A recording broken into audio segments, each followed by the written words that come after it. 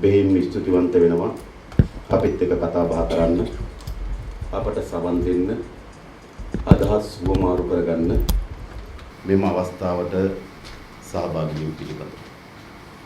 ඒ වගේම මෙතන ඇති මම හිතන්නේ මීට පෙර අපිත් එක්ක විවිධ අවස්ථාවල කතා බහ කරපු අය අපිට සමන් දීපු අය. ඒ වගේම පළමු වතාවට අපිත් එක්ක කතා බහ කරන අපිට සමන් දෙන පිරිසක් මෙතන ඉන්නවා කියලා මම විශ්වාස කරනවා. කෙසේ වුවත් අපිට ආඩම්බරයක් සතුටක් තිබෙනවා. අපේ පක්ෂ කෙරෙහි අපි පිළිබඳව අවධානය යොමු කරමින් අධ්‍යයනය කරමින් සොයා බලමින් වැඩ කටයුතු කරන එක පිළිබඳව ඔබ තමුන්වන්සලා සිල් දෙනවා. මොකද අපි ගත්තොත් අපේ රට මේට වඩා හොඳ රටක් බවට පත් කරන්න මේට වඩා ජනතාවට හොඳින් ජීවත් විය හැකි පරිසරයක් නිර්මාණය කරන්න අපි හැම දෙනා තුලම උනන්දුවක් උවමනාවක් තිබෙනවා කියලා අපි විශ්වාස කරනවා. පසුගිය දේශපාලන කාල පරිච්ඡේදය බැලුවොත් අපි හිතන්නේ ලංකා ඉතිහාසයේ ගොඩනැගුණු ඊටම දුෂ්ටතම පාලනයක් අපි පරාජයට පත් කරන්න සමත් වුණා. ඒක තව දුරටත් ඉස්සරහට ගියා නම් අපත් අපේ රටත් අත්පත් වෙන ව්‍යසනය පිළිබඳව ගණන් කර නොබැලිය හැකි ප්‍රමාණයේ ව්‍යසනය. අපි දන්න ලෝකේ පුරාවටම අපි අත්දැකීම් විඳලා තිබෙනවා. මේ වර්ගයේ පාලකයෝ මේ වර්ගයේ පවුල දිගු කාලයක් පාලනය කිරීම හේතු කොටගෙන ඒ රටවල් මහා ලේ වැගිරීමකින් තමයි එම පාලකයන් පළවා හරින්න සිද්ධ වුනේ. ටියුනීසියාවේ බෙන් අලි මේ වර්ගීම පාලකෙක් මේ වර්ගීම පවුලක් දිගු කාලයක් රට පාලනය කරා. බෙන් අලි පළවා හරින්න ඒ රටේ ජනතාවට මහා ලේ වැගිරීමක් කරන්න සිද්ධ වුණා. ඊජිප්තුවේ මුබාරක් මේ වර්ගීම පාලකෙක් දිගු කාලයක් මේ වර්ගීම පවුලක් රට පාලනය කරා. පළවා හරින්න ඒ රටේ ජනතාවට මහා ලේ වැගිරීමක් කරන්න සිද්ධ වුණා. ලිබියාවේ ගඩාෆි මේ වර්ගීම පාලකෙක් මේ වර්ගීම පවුලක් දිගු කාලයක් රට පාලනය කරා. පළවා හරින්න ඒ රටේ ජනතාවට ලේ වගුරන්න සිද්ධ වුණා. ජනවාරි මාසේ 8 වෙනිදා මේ විවෘත කරගන්න හදපු දොරටුව විවෘත කරා නම් 2022 දක්වා අපේ රට පාලනය කරන්නේ හිටපු ජනාධිපතිවරයා ඇතුළු ඔහුගේ පවුලේ කණ්ඩායම. ඒ කියන්නේ අවුරුදු 17ක්. නම් මේ වර්ගයේ පාලකයෝ මේ වර්ගයේ පවුලක් දිගු කාලයක් ලෝකේ පාලනය කරපු හැම තැනකම අපි අත්විඳ පිරනම තමයි මහා ලේ වැගිරීමකින් තමයි මේ පාලකයන් පළවා හරින්න සිද්ධ වුනේ. නමුත් අපි වාසනාවන්ත වෙලා තිබෙනවා ලේ වැගිරීමකින් තොරව මේ පාලනය වෙනස් කරන්න. ඒක අපි හිතනවා අපේ රටේ ජනතාව අත්පත් කරගන්න ලද සුවිශේෂී ජයග්‍රහණයක්. ජනතාව තුල මෙවැනි පාලකයෙක් පළවා හරින්න පුළුවන්ද කියන විශ්වාසය ගොඩනැගිලා තිබුණේ නේ. පැවති පාලනය බිඳ වැට්ටුවේ හැකි කියලා විශ්වාස කර ඉතා අතලොස්සක ප්‍රමාණය. ජනතාව නෙවෙයි ඔහු හිතුවෙත් නේ.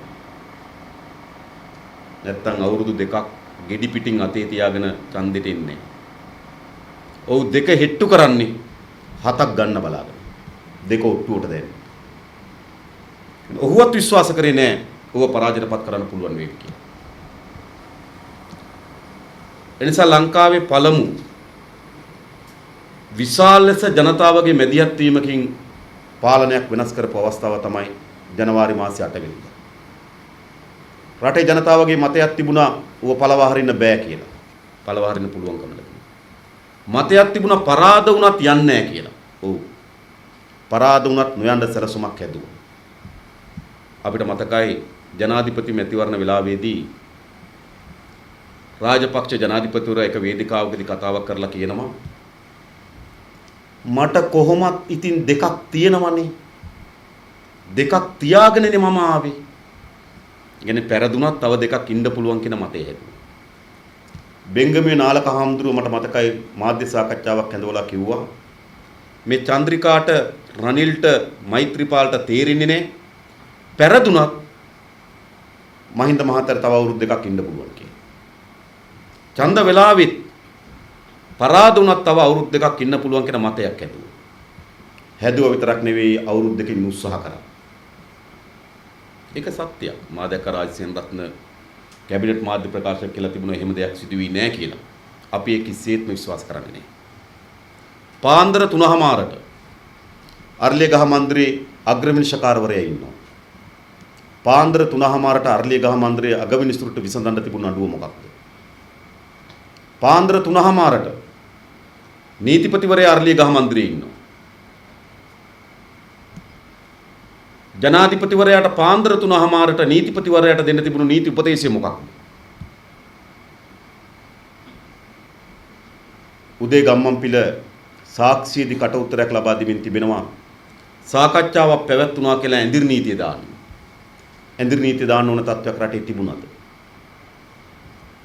මේ බස්නාහිර පළාත භාරව හිටපු ජෙනරාල්වරයා හමුදාවේ ජෙනරාල්වරයා පසකින් තියලා ගෝඨාභය රාජපක්ෂ කර්නල් කාලේ ඉඳන් තමන්ගේ සමීපතුම හිටපු ජෙනරාල්වරයාට බස්නාහිර පළාතේ ආරක්ෂාව බාර දෙනවා.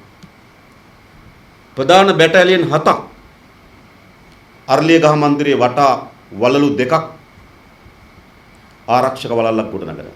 හරියට නන්දි කඩාල් කලපුව වැටලුවා වගේ. මාදුරුවේ බ්‍රිගේඩියර් ගෙනල්ලා කටුනායක හමුදා කඳවුර කටුනායක ගුවන්තොටුපළ ගාව විශේෂ හමුදා ඒකකයක් ස්ථානගත කරනවා. මේ මොකක්ද? පාන්දර 3:00ට අගවිනිසුරුවරයා අර්ලියගහ මන්දිරේ. 3:00ට නීතිපතිවරයා අර්ලියගහ මන්දිරේ. ඇඳිරි නීතිය දාන්න සාකච්ඡාවක් තිබුණු බව පැවසුවා. හමුදාව කැඳවලා තිබුණා. ඒ වෙන මොකුත් නෙවෙයි බලෙන් හැදුවා. නීතිපතිවරයා කැඳෙවි නීතිපතිවරයාගෙන් උපදේශය ගන්න අර අවුරුදු දෙක ඉන්න පුළුවන් කියලා. අග්‍රවිනිශ්චකාරවරයා කැඳෙවි. අධිකරණයෙන් ඒ සඳහා විවස්ථා අර්ථ නිරූපණය ලබා ගන්න. උදේ ගම්මන්පිල කියපු විදිහට ඇඳිරි නීතිය දාන්න උත්සාහ කරේ. ඒ වෙලාවේ විශාල කලබලයක් ඇති වෙනවා. ඒ කලබලේ මැඩ පවත්වන්න. හමුදාව ගෙනෙව්වේ ජනතාවගේ ඒකට එරෙහිව විරෝධතා පාලනය කරන්න. නිසා රාජපක්ෂ බලය දාලා එන්න හැදුවේ නැහැ.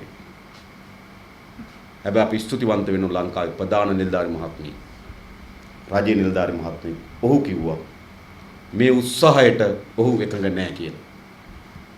ඒ කවුරුත් නෙවෙයි වර්තමාන පොලිස්පති ඊළඟකෝන් මහත්තයා. ඔහු මේ ප්‍රකාශය සිදු නොකරා නම් මහා ලේ වැගිරීමක් අපේ රටේ සිදු වෙනක වළක්වන්න බෑ. මේක තමයි ඇත්ත. ඊට පස්සේ තමයි පාන්දර 3:00ට විතර රාජපක්ෂ යන්න හදන්නේ. ඊට පස්සේ මාධ්‍ය ප්‍රවෘත්ති හැදුවා මට මතකයි. ප්‍රතිඵල එන්න කලිනුත් යනවලු. මොකටද එන්න කලින් යන්නේ? හොර වැඩක් කරන්න ගිහිලා අහු වුණාට පස්සේ ඊට වඩා වැඩි යමක් පෙන්නලා බේරෙන්න දරපු උත්සාහයක් තියෙනවා. මේක ඇත්ත. ඒ නිසා කවදා හෝ මේ ඉතිහාසය ලියවෙන්න ඕන. ජනතාවට අපේ රටේ පාලකයන් තෝරාපත් කරගැනීමේ අයිතියක් තිබෙනවා. පාලනයන් වෙනස් කිරීමේ අයිතියක් තිබෙනවා. ඒ ජනතාවගේ අයිතිය මුළුමනින්ම උදුරගෙන බලහත්කාරයෙන් හමුදා බලය යොදවලා පාලනය ගන්න දරපු උත්සාහය මේ රටේ ජනතාව දැනගන්න ඕන.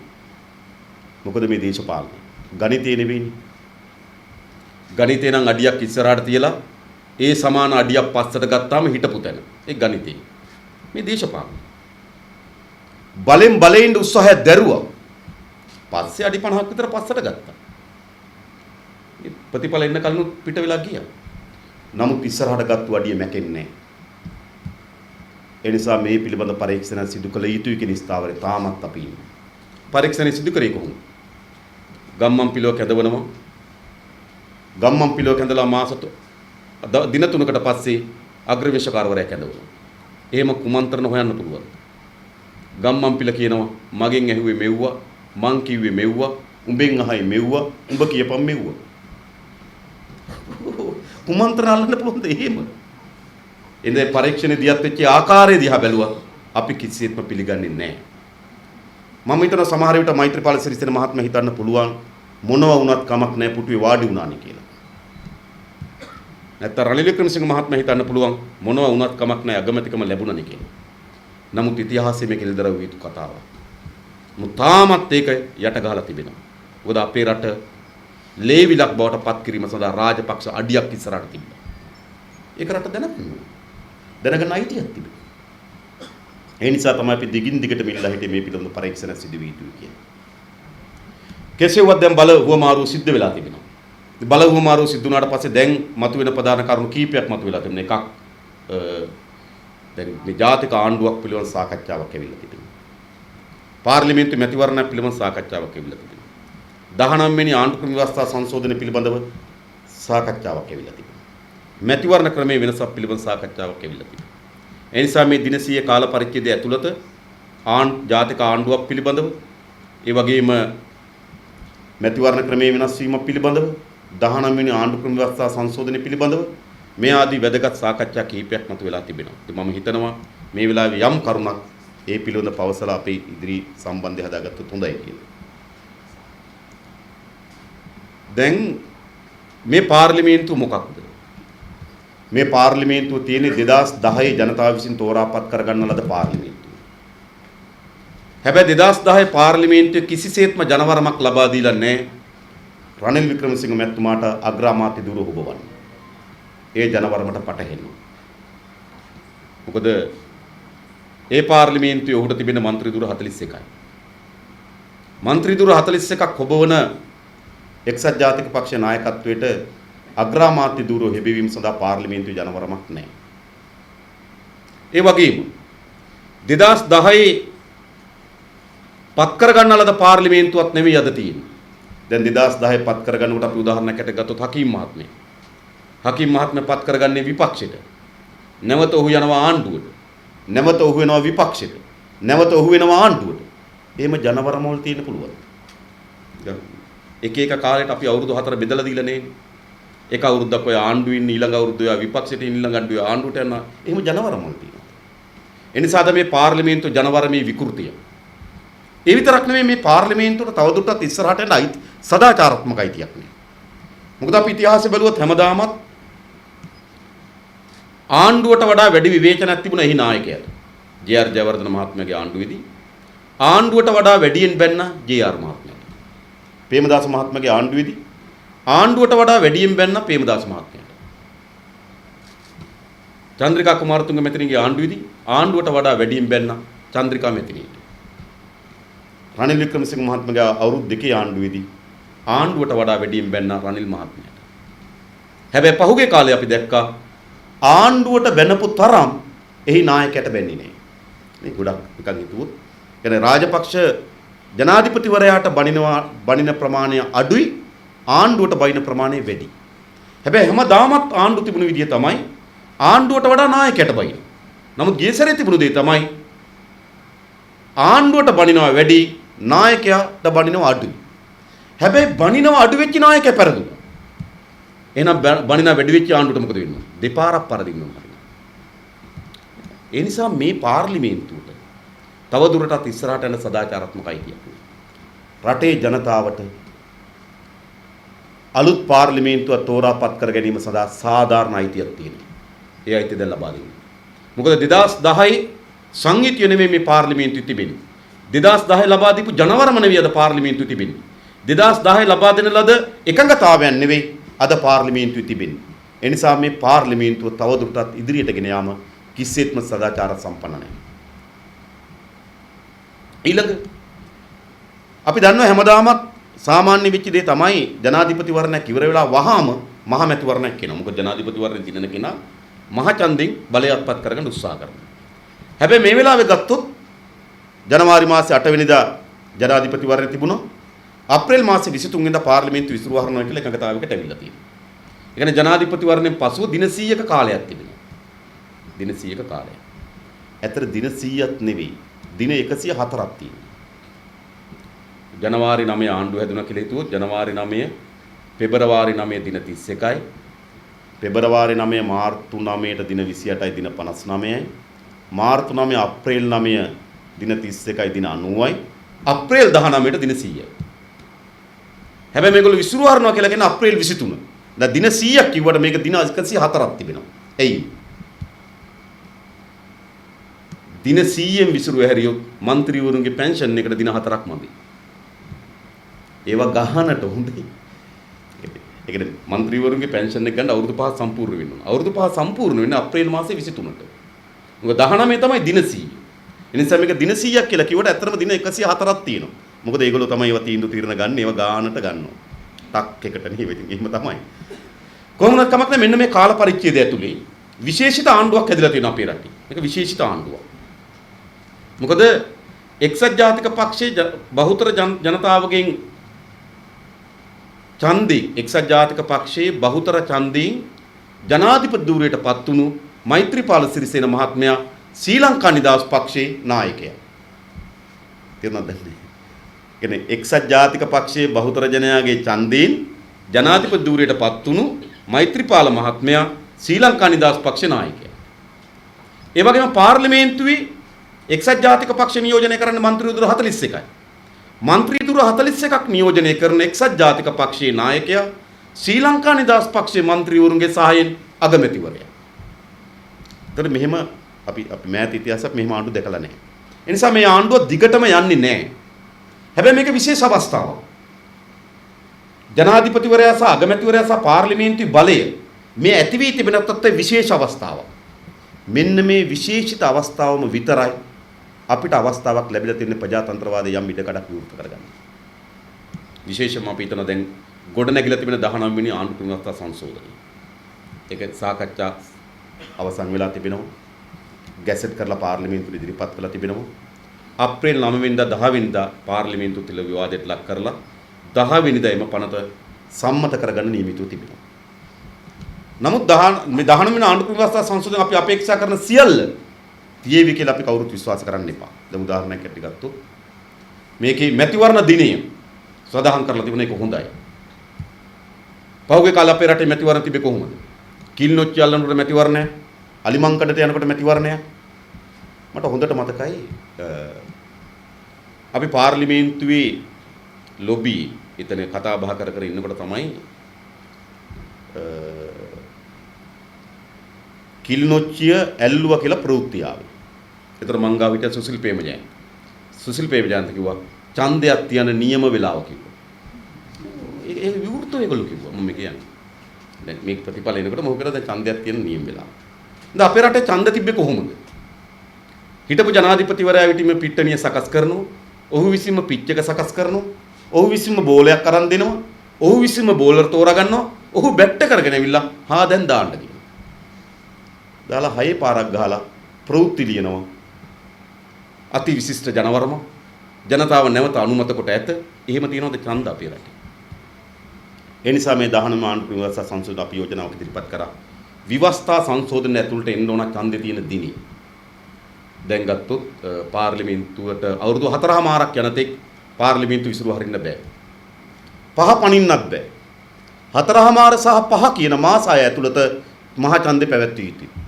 මේ ජූනි මාසයේ පාර්ලිමේන්තු මැතිවරණ පැවැත්වුවොත් 2020 ජනවාරි වලට අවුරුදු 4මාර ඉවරයි. ඊළඟ මහා ඡන්දේ පැවැත්වෙන්නේ 2020 ජනවාරි ජුනිත් අතර. මේ ඡන්දේ තියෙනකොටම ජනතාව දැනගන්නවා ඊළඟ ඡන්දේ කවද්ද කියලා. ඒක සාධාරණ අයිතිය. මේ පාලකයා තෝරගන්නේ කවර කාලයකටද කියලා අපි දැනගෙන ඉන්නවා. නැවත මේ පාලකයා තමන් හමුවට ජනවරමක් ලබා ගැනීම සඳහා කවදද එන්නේ කියලා අපි දැනගෙන තියෙනවා. දැන් එහෙම තත්ත්වයක් තිබුණේ. ඒ වගේ වැදගත් ප්‍රතිසංස්කරණ ගණනාවක් මේකේ තිබෙනවා. හැබැයි ඒ වගේම පිළිගත නොහැකි ප්‍රතිසංස්කරණක් තිබෙනවා. නමුත් අපේ හිතේ තියෙන ඔක්කොම සිදු වේවි කියලා අපි ඒගොල්ලන්ගෙන් බලාපොරොත්තු වෙන්න ඕනෙත් නැහැ. අපි එහෙම හිතෙන්ද යන්න ඕන. නමුත් උදාහරණයකට ගත්තොත් මේකේ එකක් තියෙනවා අමාත්‍ය ධූරගෙන. අපේ යෝජනාව තිබුණේ ඇමතිවරු 30යි නියෝජ්‍ය ඇමතිවරු 30යි. හැබැයි උන්ගේ යෝජනාව වෙලා තියෙන්නේ ඇමතිවරු 30යි නියෝජ්‍ය රාජ්‍ය ඇමතිවරු 40යි. නියෝජ්‍ය කියලා වර්ගයකුත් රාජ්‍ය කියලා වර්ගයකුත් එකතු කරලා 40ක් කරනවා. ඔක්කොම 70යි කියන්නේ. මොකද රාජ්‍ය ඇමතිවරුන්ගේ අරුබුදය අදම අපිට පේනවනේ. උසස් අධ්‍යාපන අමාත්‍ය කවුද මේ කබීර් රසීම් හිටියා. උසස් අධ්‍යාපන රාජ්‍ය අමාත්‍ය දීලා තිබුණ රජීව් විජේසිංහට ඔහු විල්ලාස් වුණා. ගුවන් සේවා ඇමතිකම අර්ජුන රන්තුංගට දීලා තිබුණා. ගුවන් සේවා රාජ්‍ය අමාත්‍ය ධූරය දීලා තිබුණා මුස්තාපට ගැටුම නිසා වුන් අයින් වුණා. එනිසා මේ රාජ්‍ය අමාත්‍ය ධූරය කියලා කියන්නේ එක කිසිදු වළංගුත අමාත්‍යවරයෙක් ඉන්න පුළුවන් නියෝජ්‍ය අමාත්‍යවරයෙක් ඉන්න පුළුවන්. නමුත් ඔවුන් 30ක් සහ 40ක්. ඒ විතරක් නෙවෙයි හරිම විහිළුව තමයි. ඊළඟ පාර්ලිමේන්තුවේ දැන් මේක පොදුවේ ව්‍යවස්ථාවේ තිබෙනවා ඇමතිවරු 30යි නියෝජ්‍ය රාජ්‍ය ඇමතිවරු 40යි කියලා. හැබැයි ඊළඟ එකේදී ඊළඟ පාර්ලිමේන්තුව ජාතික ආණ්ඩුවක් නම් ඒ කියන්නේ වැඩිම පාර්ලිමේන්තුවේ ගන්න පක්ෂය දෙවණියට ගන්න පක්ෂය එකතු වෙලා ජාතික ආණ්ඩුවක් හදනවා නම් ඒ ජාතික ආණ්ඩුවේ ඇමතිවරු 45යි නියෝජ්‍ය රාජ්‍ය ඇමතිවරු 55යි කියලා. ඒ කියන්නේ 100යි. විවස්ථා හදනවද එහෙම? මේ ඊළඟ ආණ්ඩුව ජාතික ආණ්ඩුවක් නම් හෙට වැස්සොත් නම් ඉතින් මෙහෙම මේ විගඩාවි හොඳේ මේ කල්පනා කරන්න වෙන මොකුත් නෙවෙයි. විවස්ථා හදන කණ්ඩායමේ දැන් බලයේ තිබෙන්නේ. ඔවුන් කල්පනා කරන ඔවුන්ගේ දායකත්වයෙන් තමයි ඊළඟ ආණ්ඩුව හැදින්නේ කියලා. ඒ ඊළඟ ආණ්ඩුවට අමාත්‍ය දුර 100ක් තියාගෙන මොකද තමන්ගේ කාලෙට. ඊට පස්සේ කවුරු හදාගන්නද දන්නේ නැහැ. එතකොට ව්‍යවස්ථාවේ දානවා. ඒ ඉන කෙනාට. මේ සාකච්ඡාව මම අපි කිව්ව මේකට එකඟ වුණා. විරුද්ධ වුණා. විරුද්ධවට කිව්වා ශ්‍රී ලංකා නිදහස් පක්ෂය එක්සත් ජාතික පක්ෂය එකතු කරන්න නම් මෙච්චර ප්‍රමාණයක් දෙන්න වෙයි කිව්වා. මම කිව්වා නොදී ඉන්නම පුළුවන් වෙලා ඕක විතරයි කිව්වා. නොදී හිටිය කියලා පණින්න තැනක් නැහැ. නේ දෙකේ එකතු වෙලා ආණ්ඩුවක් හදන වෙලාවකදී විතරයි අඩු කරන්න පුළුවන් හරියට. මොකද එකතු වුනම පණින්න තැනක් නැහැ. ඉතින් කමක් නැහැ. ඒගොල්ලෝ ඒ වගේ අඩුපාඩුකම් මැදදී. නමුත් මේකේ මේ විධායක ජනාධිපති ධූරය පිළිබඳ දැන් ප්‍රශ්නයක් මතුවලා තිබෙනවා. ඇත්තටම අපේ යෝජනාව උනේ අපේ රටේ විධායක ජනාධිපති ධූරය හැදුනේ කොහොමද? 1972 ජනරජ ව්‍යවස්ථාව සිරිමා බණ්ඩාරනායක මැතිණියගේ ජනරජ ව්‍යවස්ථාවට ජේ.ආර්. ජයවර්ධන ව්‍යවස්ථා සංශෝධනයක් ගෙනාවා. දැන් ගොඩක් අය හිතන මේ 78 ආණ්ඩුක්‍රම ව්‍යවස්ථාවෙන් නේ විධායක ජනාධිපති ධූරය හැදුනේ. 72 ආණ්ඩුක්‍රම ව්‍යවස්ථාව අනුව ජේ.ආර්. ජයවර්ධන මහත්මයා පාර්ලිමේන්තුවේ අගමැති ධූරය අරගෙන 6න් 5ක බලයක් නිසා 3න් 2කින් ව්‍යවස්ථාව සම්මත කරගැනීමේ හැකියාව තියෙන නිසා ඒ ව්‍යවස්ථාවට සංශෝධනයක් ගෙනාවා ජනාධි විධායක බලය හදන්න. ජේ.ආර්. පාර්ලිමේන්තුවට മന്ത്രിවරයෙක් හැටියට පත් වෙලා ජනාධිපති හැටියට වාඩි වුණා. ව්‍යවස්ථාවට සංශෝධනයක් ගෙනල්ලා අගමැති ජනාධිපති කරගත්තා. අපි කිව්වා දැන් කරන්න තියෙන්නේ මොකක්ද? දැන් ව්‍යවස්ථාවට සංශෝධනයක් ගෙමු ජනාධිපති අගමැති වෙන්න. රිවර්ස් එකට. ඉස්සලා එහාට ගියා නම් පස්සට ගන්න ඕනේ. හැබැයි ඒවට එකඟ කරගන්න බැහැ ගොඩක් අය. මොකද එහෙම ප්‍රබුද්ධ ව්‍යවස්ථාවක් ගැන නෙමෙයි සාකච්ඡාව තිබෙන්නේ. විධායක ජනාධිපති ධූරය අහෝස් වෙලා මෛත්‍රීපාල සිරිසේන මහත්මයා එසේම පවතිද්දී අගමැති පුටුව හිස් කරගන්න ඕන. මොකද කට්ටි බලාගෙන ඉන්න එක වාඩි වෙන්නේ. දැන් අරේ මුණුත් මොකද වෙන්නේ? අගමැති පුටුව නිකම්ම පිරෙනවනේ. ජනාධිපතිවරයා අගමැතිවරයා හැටියට වාඩි වුණොත් නිකම්ම අගමැති පුටුව පිරෙනවා. එහෙනම් ඊළඟ ඡාන්දේ ඒ තරම් ගැටුම්කාරී ඡන්දයක් බවට පත් වෙන අගමැති පුටුව වාඩි වෙලා ඉවරයි. ඇත්තට වඩාත් යෝග්‍ය ඒක තමයි අපේ යෝජනාව. නමුත් නොවුනත් ඒගොල්ලන්ගේ අදහස් අපේම නෙවෙයි. ව්‍යවස්ථා සංශෝධනයේ යම් වැදගත් කාර්යයක් තිබෙනවා. 10 වෙනිදා මේක පාර්ලිමේන්තු සම්මත කරගත යුතු තිබෙනවා. නමුත් දැන් බලකල යම් බාධාවන් ප්‍රමාණයක් ඇවිල්ලා තිබෙනවා. ඒ බාධාවන් ටිකක් අහිතකර බාධාවන් කියලා අපි හිතන්නේ. සමහර අය කතා කරන විදිහ ගත්තාම ඒ විදියට අනුව අපිට හිතෙන්නේ නැහැ ඒ ඔහුගේම හඬ කියලා.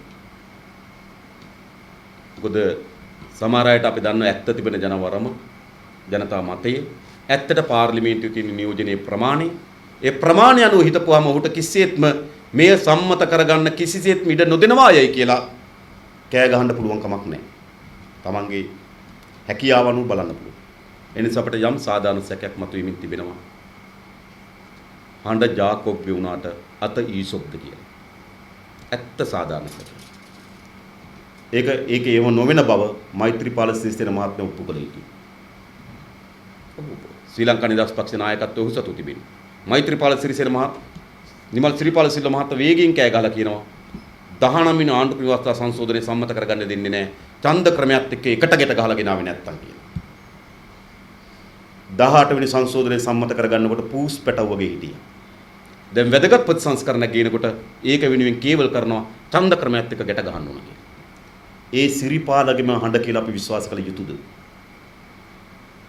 ඔව් ශ්‍රී ලංකා නිදහස් පක්ෂයේ ජ්‍යෙෂ්ඨ උපසභාපති ශ්‍රී ලංකා නිදහස් පක්ෂ සභාපති මෛත්‍රීපාල මහත්මිය. එනිසා යම් මේ වැදගත් ප්‍රතිසංස්කරණයට යම් බාධාවන් සිද්ධ වෙමින් තිබෙන බව පෙන්눔 කරමින් වෙනවා. එය පරාජයට පත්කොට මෙම ප්‍රතිසංස්කරණ 10 වෙනිදා පාර්ලිමේන්තුවේ සම්මත කර ගැනීම සඳහා අපි කාගෙත් මැදිහත් වීමක් අවශ්‍යයි කියලා අපි හිතනවා.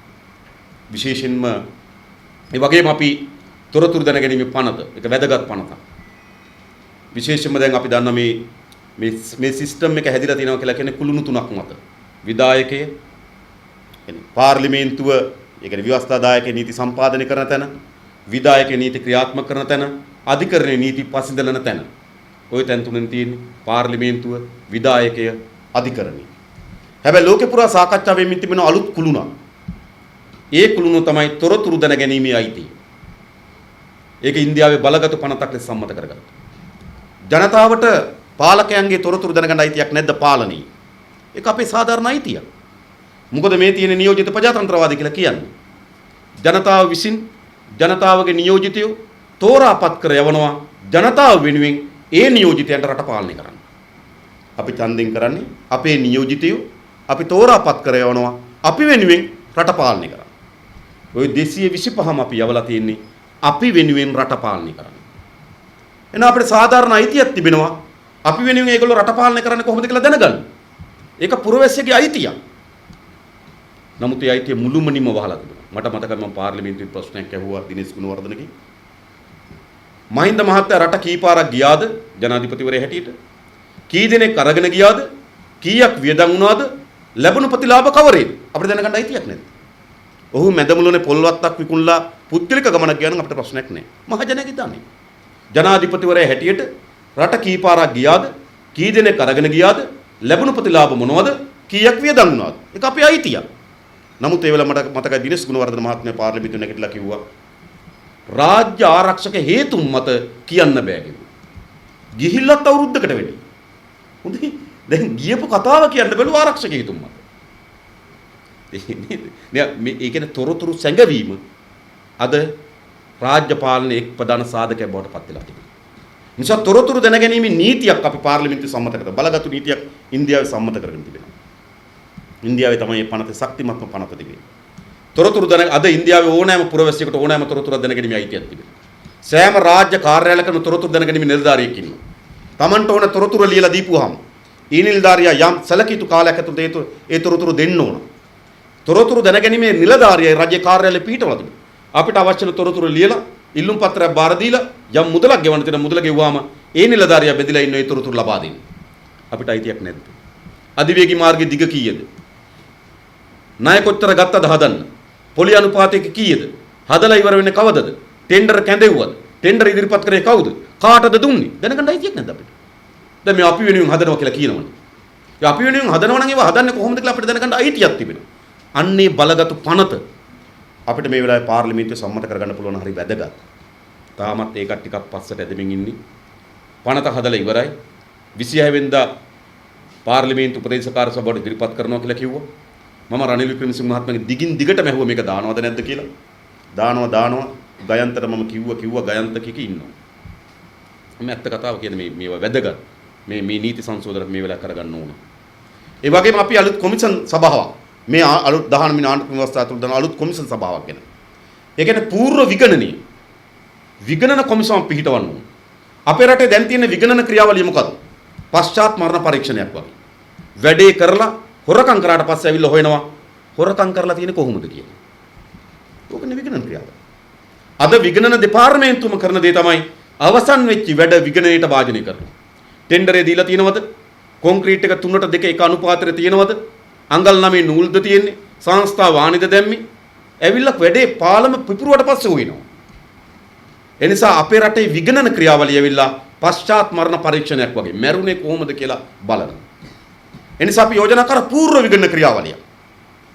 ටෙන්ඩර් ප්‍රදානය කරලා වැඩ කටයුතු ආරම්භ කරන්න පෙර ඒ පියවර විගණනයට ලක් කරන්න ඕන. නියමිත පරිදි ටෙන්ඩර් කැඳවලා තිබෙනවද? ඉල්ලුම් කරුවන් හරියට තෝරාපත් කරගෙන තිබෙනවද කියන එක දැනගන්න ඕනකම තිබෙනවා. එනිසා පූර්ව විගණන කොමිසම පිහිටුම් පිළිබඳ යෝජනාවක් මේ 19 ආණ්ඩුක්‍රම සංශෝධන ඇතුළත් වෙලා තිබෙනවා. එනිසා මේ දින 100 ඇතුළත අපේ රටට ප්‍රජාතාන්ත්‍රික ලෙස වැදගත් වෙන යම් විවස්ථා නීතිමය ප්‍රතිසංස්කරණ ටිකක් කරගන්න පුළුවන්. ඊට වඩා ගොඩාක් දේවල් බලාපොරොත්තු වෙන්න එපා. සමහර අය ගොඩක් මේ ඇමති මණ්ඩලය ගැන අපෙන් ප්‍රශ්න අහනවා. ඔව් මේ ඇමති මණ්ඩලය වැඩි. කොහොමද මේ ඇමති මණ්ඩලයේ සීමාව හැදුනේ? මෛත්‍රීපාල සිරිසේන මහත්මයාට ජනාධිපති ඡන්දෙට සහාය දෙන්න ආපු ඔක්කොටම ඇමති දූර තියෙනවා. ඒ කියන්නේ සීමාව මොකද්ද? ආපු ගාන. තව කවුරු හරි ආවනම් ඒ තමයි දූරේ. එක්සත් ජාතික පක්ෂ මන්ත්‍රීවරු 41ක් හිටියා. ඒකෙන් 37කට අමාත්‍ය දූර තිබෙනවා. 4කට නැති. 4 දෙනා කවුද? බුද්ධික පත්‍රන විනය පරීක්ෂණයක් තියෙනවා. තේවරප්පිරම විනය පරීක්ෂණයක් තියෙනවා. අශෝක අබේසිංහ කුරුණෑගල විනය පරීක්ෂණයක් තියෙනවා. ගම්පහ මාන්නප්පිරම ආවා විතරයි පාර්ලිමේන්තුවට. ඔච්චරයි. ඒ නිසා බැරි වෙලාවත් 37 නායක ගියේ නැතුව හිටියනම් අමාත්‍ය ධූරයක් ලැබෙනවා. ඒ නිසා මේ අමාත්‍ය ධූර සීමාව හදලා තිබෙන්නේ ඉතුරු වෙච්ච ගාන. එතන විද්‍යාත්මක ක්‍රමවේදයකට කට්ටිය අපෙන් අහනවා ප්‍රශ්නේ. ඔව් ඒක සාධාරණ නෑ. ඒ වගේම සමහර අය අපෙන් ඇහුවා රවි කරුණානායක වගේ මහත්මයෙකුට මුදල් අමාත්‍ය ධූර දීපක හොඳද කියලා. නිකම් බලලුන්ට උම්මලකට බලා ගන්න දුන්නා වගේ නේද කියලා. ඔව්. උද අපේ රටේ මූල්‍ය වංචා නඩුවක් තිබුණා රවි කරුණානායක. ඉතින් මූල්‍ය වංචා නඩුවක් තියෙන කෙනා මුදල් නැමති වෙනවා. මම එකක් කියන්නේ පාර්ලිමේන්තුව අයවැය ඉදිරිපත් කරපු දවසේ රවිගේ නඩුව උසාවියේ. අරේ උසාවියේ මූල්‍ය වංචා නඩුවක් විභාග කරනවා. මුදල් නැමතිගේ. මෙහි මුදල් නැමති අයවැය කියවනවා. ප්‍රශ්න තමයි. මොකද? ඒකට බොහෝ අය මේ විශේෂ මේ ශාස්ත්‍රය අපෙන් ඇහුවා මේ රූපවාහිනී සංස්ථාවේ සභාපතිවරයා පත් කිරීම පිළිබඳව. විශාල ලෙස ආందోලනයට තුදුන මොකද්ද මේ වුනේ? මොකද්ද මේ වෙන්නේ? ඊට වඩා දේවල් බලාපොරොත්තු වෙන්න එපා. ටෙලිකොම් එකේ සභාපති ධූරයට පත් කරේ කවුද? ටෙලිකොම් ආයතන සභාපති ධූරයට පත් කරේ මෛත්‍රීපාල සිරිසේන මහත්මයාගේ මල්ලි කුමාරසිංහ සිරිසේන. ඔහු කවුද? ටෙලිකොම් කියන්නේ කවුද? ව්‍යාපාරික ආයතනය. කලින් ටෙලිකොම් එකේ සභාපතිවරයා හැටියට කටයුතු කරේ තිලංග සුමතිපාල. වෙන අඩුපාඩුකම් තිබෙනවා. නමුත් උට ව්‍යාපාරික ඥානයක් තිබෙනවා. පහුගිය කාලේ ටෙලිකොම් ආයතන සභාපති උපාලි සමූහ ව්‍යාපාරේ නිමල් වෙල්ගම. නිමල් වෙල්ගම තමයි ටෙලිකොම් එකේ සභාපතිවරයා. ඔහුට ව්‍යාපාරික ඥානයක් තියෙනවා. ටෙලිකොම් එක තරඟවදින තියෙන ඩයලොග් එකත් එක්ක. ඩයලොග් එකේ ප්‍රධානියා තමයි හාන්ස් විජේසූරිය. පහුගිය කාලේ ආසියාවේ හොඳම ව්‍යවසායක හැටියට තීරුණා හාන්ස් විජේසූරිය. ඩයලොග් එක හාන්ස් විජේසූරිය මෙහෙවනකොට. ටෙලිකොම් එකද මෙහෙවන්නේ කවුද? මෛත්‍රීපාල සිරිසේන මහත්මයාගේ මම. ඔව් නෑ ඩයලොග් එකේ තමයි හාන්ස් විජේසූරිය. ටෙලිකොම් එකේ යටතේ තමයි මොබිටෙල් තියෙන්නේ. ආණ්ඩුව එකක් නේ. ටෙලිකොම් එකේ යටතේ මොබිටෙල් තියෙනවා. ටෙලිකොම් එකේ එතකොට ඩයලොග් එක මෙහෙවන්නේ හාන්ස් විජේසූරිය. එතකොට ටෙලිකොම් එක කියන්නේ ටෙලිකොම් එක යටතේ මොබිටෙල්. එතකොට මොබිටෙල් එක මෙහෙවන්නේ මෛත්‍රීපාල මහත්මයාගේ මල්ලි කුමාරසිංහ සිරිසේන. ඊට කලින් ඔහුගේ වෘත්තිය මොකක්ද? ආපාස කරනව නෙවෙයි. ඔහුගේ වෘත්තිය තමයි දැව සංස්ථාවේ සාමාන්‍ය අධිකාරී. ඔහුට පුළුවන් ගහක් දිහා බලලා වටාඩි ගාන කියන්නේ. වටාඩි විතරයි. ඒක තමයි නිපුණත්වය. ඉතින් මම මේ කියන්න වෙන්නේ ඒව ගැන ප්‍රශ්න අහනවා ගොඩක් අය. මම කියන්නේ ඒවා අපි කලබල කරගන්න එපා. ඒවා පැටලෙන්න යන්න එපා. මේ වෙලාවේ වැදගත්ම දේ තමයි මෙන්න මේ විවස්ථාවට මේ බලගත් සංශෝධන ටික ගෙන ගන්න. මේක මේ වෙලාවේ කරගත්ත නැත්නම් කවදාවත් කරගන්න හම්බෙන්නේ නැහැ. මේ විධායක ජනාධිපති ධූරය කියන එක සමාජයක් අශිෂ්ටත්වයේ කරාගෙන යනවා. අපි දන්න මිනිස් සමාජ ආරම්භයේදීම පොඩි ගණය ගෝත්‍රයනේ කොහොමද පාලනුනේ? ගෝත්‍රේ නායකයා තමයි ගෝත්‍රේ පාලනය කරන්නේ. විවාහ වෙන්න ඕන කාත් එක්කද කියලා තීරණය කරන්නේ ගෝත්‍රේ නායකයා. කරන්න ඕන වෘත්තිය මොකද්ද කියලා තීරණය කරන්නේ ගෝත්‍රේ නායකයා. දෙන්න ඕන දඬුවම මොකද්ද කියලා තීරණය කරන්නේ ගෝත්‍රේ නායකයා. කරන්න ඕන වෘත්තිය මොකද්ද කියලා තීරණය කරන්නේ ගෝත්‍රේ නායකයා. ජීවත් වෙන්න මොන ප්‍රදේශ කියලා තීරණය කරන්නේ ගෝත්‍රේ නායකයා. එනිසා මිනිස් සමාජ ආරම්භක ගෝත්‍රික යුගයක්. ගෝත්‍රේ නායක තමයි අපි ඔක්කොම පාලනය කරේ. හැබැයි මිනිස්සු වසර දසදහස් ගණනක් තිස්සේ අරගලයක් ඇතුලේ ඒ පාලන ගෝත්‍රිකත්වයේ සිට ශිෂ්ටත්වයේ කරාගෙන ආවා. නීති සම්පාදනය කිරීම වෙනුවෙන් පාර්ලිමේන්තුව, නීති ක්‍රියාත්මක කිරීමට කැබිනට් මණ්ඩලයේ ප්‍රමුඛ විධායකයන්, නීති විභාග කරන්න අධිකරණ පද්ධතිය. ඒවා කාගේ හරි ඔළුවේ එකපාර හැදිච්ච ඒවා නෙවෙයි. දීර්ඝ කාලයක් සිට මිනිස් සමාජය කරන අරගලවල ප්‍රතිඵල. තනි ගෝත්‍රිකයේ නායකයාගේ සමාජය මහා ශිෂ්ට සම්පන්න සමාජයක් බවට පත් වෙන්නේ මිනිස් සමාජයේ මහා අරගලවල ප්‍රතිඵල. නීති සම්පාදනය කරන පාර්ලිමේන්තුවක්, ක්‍රියාත්මක කරන විධායකයක්, විභාග කරන අධිකරණය. හැබැයි මේ විධායක ජනාධිපති ධූරය කියන්නේ මොකද්ද? අර වගේම එකක් ආපහු. සියල්ල අතට ගන්න. ගෝත්‍රික යුගයේ ගෝත්‍රික පාලකෙක් නේ. ඔහුගේ කැමැත්ත නෙවෙයි නීතිය බවට පත් වුනේ. රාජපක්ෂගේ කැමැත්ත නීතිය බවට පත් වුනේ නේද? ඔහු තමයි තීරණය කරන්නේ කවුද ඇතුලේ ඉන්න ඕන කියලා. කවුද එළියේ ඉන්න ඕන කියලා. ඔහු තමයි තීරණය කරන්නේ කාටද දඬුවම් දෙන්න ඕන. කාටද දඬුවම් නොදෙන්න ඕන කියලා. ඔහු තමයි තීරණය කරන්නේ මොකද්ද කරන්න ඕන, මොකද්ද නොකරන්න ඕන කියලා. මේ පරණ ගෝත්‍රික යුගයේ නෙවෙයි. ඒ නිසා මේ විධායක ජනාධිපති ධූරේ ගෝත්‍රවාදී නායකයන් නිර්මාණය කරන තත්ත්වයක් ඇති කරනවා. මේක මේ විවස්ථාවෙන් ගලවා දැමිය යුතුමයි. ඒක රටට සමාජයට අත්පත් කොට තිබෙන විනාශය අතිමහත්. රටට සමාජයට විතරක් නෙවෙයි. ඒකේ වාඩි වෙච්ච අයටත් අත්පත් කළ තියෙන විනාශය අතිමහත්. අපිට විතරක් නෙවෙයි. ප්‍රේමදාස මහත්මයා ඒකේ වාඩි වෙනකොට මට මතකයි 1988 ප්‍රේමදාස මහත්තයා පෝස්ට් එකක් ගැහුවා දුප්පතාගේ හිතවතා කියලා. මිය දෙනකොට ජනතාව කිරිබත් කිව්වා. හොඳ නෑ ඒක. නමුත් දුප්පතාගේ හිතවතා ජනාධිපති පුටුවේ වාඩි වෙලා අවුරුදු 4ක් ගිහිල්ලා මිය දෙනකොට ජනතාව කිරිබත් කිව්වා. චන්ද්‍රිකා කුමාරතුංග මැතිණිය පුටුවේ වාඩි වෙනකොට ස්වාමී දූතිකාව විහාර මහා දේවිය පුටුවෙන් බැහැලා යනකොට චෞර රැජින මේ පුටුව ප්‍රේමදාස මේ මහින්ද රාජපක්ෂ මහත්මයා පුටුවේ වාඩි වෙනකොට ගිරවාපත් වී ඉපදුණු කුරහන් තලප ගිලින කුරහන් සාටකේ දාගත්තු වෙල්ලිප නැල්ලේ ඇවිදින ගැමියා බැහැලා යනකොට හොර දෙටුවා මේ තනතුර මම කියන්නේ මේ තනතුර මෙහෙම තනතුරක් එනේ මේ තනතුර හානි කරලා තියෙන සමාජයට විතරක් නෙවෙයි ඒකේ වාඩි වෙච්ච කෙනාටත් මේක හානි කරලා තිබෙනවා ඒ නිසා තමයි වාඩි වෙන්න කලින් මේක අහෝසි කරනවා කියලා මේගොල්ලෝ කිව්වේ පෞගිය පස් වතාවම 94 99 2005 2010 2015 චන්ද්‍රිකා කුමාරතුංග මැතිණිය දෙපාරම වාඩි වෙනකොට මේක අහෝසි කරනවා කියලා වාඩි වුණා. මහින්ද මහත්තයා දෙපාරම වාඩි වෙනකොට මේක වාඩි කරනවා කියලා මේක අහෝසි කරනවා කියලා වාඩි වුණා. මෛත්‍රීපාල සිරිසේන මහත්මයාත් මේක වාඩි වෙනකොට අහෝසි කරනවා කියලා වාඩි වුණා. නිසා පෞසුගේ පස් වතාවෙම මේ පුටුවේ වාඩි වෙච්ච කෙනා මේකේ වාඩි වුණේ අහෝසි කරනවා කියලා. ඒ නිසා මේක මේ වෙලාවේ විවස්ථාවෙන් ගලවලා අග්‍රාමාත්‍යවරයා ප්‍රමුඛ කැබිනට් මණ්ඩලයට මේ බලය පැවරිය යුතුයි. ඒක තමයි ශිෂ්ට සම්පන්න සමාජයකට දොරටු විවෘත කරගන්න නීතිමය ප්‍රතිසංගය. ඒ නිසා මේ දින 100 තුළ ලොකු බලාපොරොත්තු වලට අපි යන්න එපා.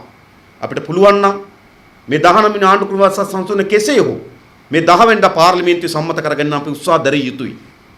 නමුත් බාධාවන් ගොඩක් ඇවිල්ලා තිබෙනවා. දැන් 9 10 විවාද ලෑස්ති කරලා තිබෙනවා. 10 වෙනිදා මේ පාර්ලිමේන්තුවේ සම්මත කරගත්ත උත්සාහ වැදගත්. ඒ නිසා මේ දින කීපයේ ඉතාමත් තීරණාත්මකයි.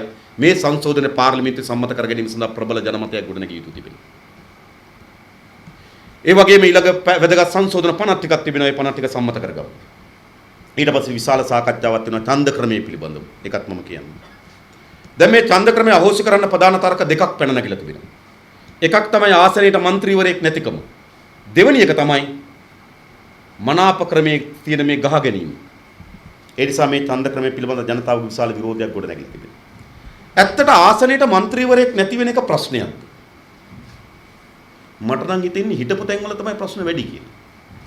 කැලණියට හිටියා മന്ത്രിවරයෙක් මර්වින් සිල්ලා කියලා. කැලණියේ മന്ത്രി එතකොට.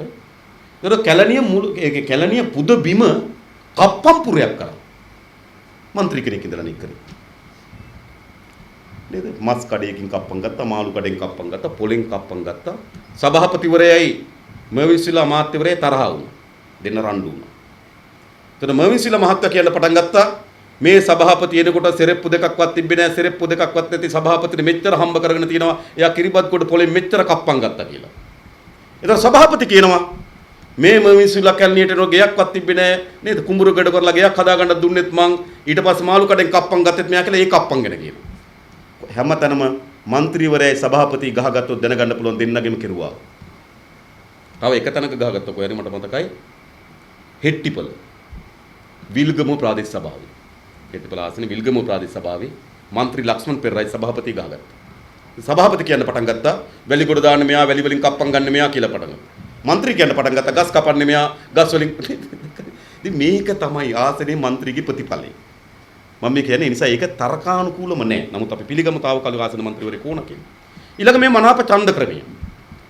ඇත්තට මේ ඡන්ද ක්‍රමය ආරම්භයේදීම මනාප ක්‍රමයක් තිබුණේ නෑ. ජේ.ආර්. ජයවර්ධන සමානුපාතික ඡන්ද ක්‍රමය හඳුන්වා දුන්නා මනාප නැතුව. මෙතන වැඩිහිටි ඔබලාට මතක ඇති 1981 සංවර්ධන සභා මැතිවරණ තිබ්බේ සමානුපාතික ඡන්ද ක්‍රමයට මනාප නැතුව. පක්ෂෙන් ලැයිස්තුවක් දානවා කට්ටිය පක්ෂයට ඡන්ද දෙනවා අනුපාත ක්‍රමයට බලනවා ඒ දිස්ත්‍රික්කෙන් කොළඹ දිස්ත්‍රික්කෙන් ඒ පක්ෂයට කීයක් ආවද කියලා පහක් ආවනම් අර ලැයිස්තුවේ උඩව පහ යවුවා. තුනක් ආවනම් 1 2 3 කියන ලැයිස්තුවේ 3 දෙනා ඇරියා. ඊට පස්සේ ජේ.ආර්. ජයවර්ධන මහත්තයා කල්පනා කරා මාර වැඩේ වින්නේ යට කට්ටිය වැඩ කරන්නේ. යටා ඉන්නේ නෑනේ ඔක්කොම දිනුවත් ඉන්නේ. දෙකක් වැඩිපුරක් ඉන්නවා. හරිද? ඊට පස්සේ ජේ.ආර්. කල්පනා කරා හොඳම දේ තමයි මනාප පොරේකට දාලා පොර බදන්න දාන්න ඕන. පොරේට දැම්මහම හැම කෙනාම වැඩ කරන්න පටන් ගන්නවා කියලා. මෙතවර කොමසාරිස්තුමා මේ ළඟදී අපේ සාකච්ඡාවකදී කිව්වා ලංකාවේ වඩාත් යෝග්‍යම ඡන්ද ක්‍රමය තමයි සමානුපාතික ඡන්ද ක්‍රමය කියලා. ඒක තමයි ජනතාවගේ කැමැත්ත සාධාරණ පිළිබිඹුන ඡන්ද ක්‍රමය. නමුත් ගැටලුව මතුවලා තිබෙන මනාපේ. මනාපේ ගැටලුව තියෙන කාටද? පක්ෂ අතර ප්‍රශ්නයක්. පක්ෂ ඇතුලේ ප්‍රශ්නයක්. පක්ෂ අතර නෙවෙයි. පක්ෂ ඇතුලේ ප්‍රශ්නයක් පෙළ නගින්නේ මොකක් නිසාද? පක්ෂයට විනයක් නැති නිසා. දැන් පක්ෂයකට විනයක් නිසා මනාපපුරයක් කියලා තිබෙනවා. දැන් ඒකට අපි මොකද කරන්නේ? ගෙදර මොහමඩ තනනවා වගේ ඡන්ද ක්‍රමයක් වෙනස් කරන්න හදනවා. කමක් නැහැ වෙනස් කරමු. මේක දැන් අවුරුදු 30ක් පැරණිනේ. අලුත් ඡන්ද ක්‍රමයක් කෙනෙක් හොඳයි. හැබැයි ලෝකේ කොහෙවත් මට මැතිවරණ කොමසාරිස්තුමාත් සාකච්ඡාවකදී අපි සාකච්ඡාවේදී එතුමාගේ අදහස එතුමා විසින් ප්‍රකාශ කරපු අදහසක් ලෝකේ කොහෙවත් ඡන්ද ක්‍රමයක් වෙනස් කරලා අවුරුද්දක් ඇතුළත ඡන්දයක් තියලා නැහැ. ඡන්ද ක්‍රම වෙනස් කරපේ හැම රටකම ඡන්ද ක්‍රම වෙනස් කරලා අවුරුද්දකින් පස්සේ තමයි ඡන්දයක් තියලා තියෙන්නේ. එයි ඕනෑම ඡන්ද ක්‍රමයක් ගැන ඒ ජනතාවට තමන් ලබා දෙන ඡන්දයට බලයක් ලැබෙන්නේ කොහොමද? වටිනාකමක් ලැබෙන්නේ කොහොමද කියලා ඒ දැනගන්න ඕන. මේ සමානුපාතික ඡන්ද ක්‍රමය අවුරුදු කීයක් අපිට ගෙන්නුවද? 8 පන්තියේ සමාජ අධ්‍යයන පොතේ ඉඳන් වැඩමුළු තියලානේ ඡන්ද තියලා උගන්වපු ඡන්ද ක්‍රම. ඉතින් අලුත් ඡන්ද ක්‍රමයක් ආවොත් අපි විශ්වාස කරනවා ඉක්මනින්ම ඡන්දයකට යන එක සාධාරණ නැහැ කියලා. මොකද කතරේ ගහන හැම පුරවැසියටම දැනගන්න අයිතියක් තිබෙනවා. තමන්ගේ කතරේට කොහොමද බලයක් ලැබෙන්නේ කියලා. දැන් තියෙන නාම මාත්‍රික හැකියාව. මේ දිස්ත්‍රික්කේ වැඩිම දිනුවොත් බෝනස් එකක් එක മന്ത്രി ධූරයක් එනවා. අඩුම තරම 105 පැන්නුවොත් කොටේට හරි ගන්න පුළුවන්. ජනතාවට තියෙන ඡන්ද ක්‍රමෙන් තමන්ට දෙන කතරේ කියන බලය. ඒ නිසා ඡන්ද ක්‍රමය පිළිබඳ විවාදයක් තියෙනවා. අපි ලෑස්ති ඡන්ද ක්‍රමය වෙනස් කරන්න. ඒ සඳහා අපි ඡන්ද ක්‍රමයක් යෝජනා කරලා තිබෙනවා. අපි කමිටුවට අපි පැත්තෙන් සාධාරණ ඡන්ද ක්‍රමයක් ඉදිරිපත් කරලා තිබෙනවා. ඒ ඡන්ද ක්‍රමයට එකඟ වෙනවා නම් ඉතා ඉක්මනින්ම අපිට මේ ඡන්ද ක්‍රමය වෙනස් කරගන්න පුළුවන්. ඉතින් මෙන්න මේ වැදගත් කරුණු ටික අප්‍රේල් මාසේ 23 වෙනිදාට පෙර අපි ඉටු කරගත යුතුයි. අපි හිතන අප්‍රේල් මාසේ 23 වෙනිදාන් එහා මේ පාර්ලිමේන්තුවෙන් අයිතියක් නැහැ කියලා. අප්‍රේල් මාසේ 23 එක්ක විසුරුව හැරිය යුතුයි. එසේ නැත්නම් අප්‍රේල් මාසේ 23 වෙනිදා විසුරුව හරන දිනේ ප්‍රකාශ කළ යුතුයි. තව සති දෙක තුනක් අවශ්‍ය නම් අප්‍රේල් මාසේ 23 කියන්න ඕන කවදද විසුරුව හරින්නේ කියලා.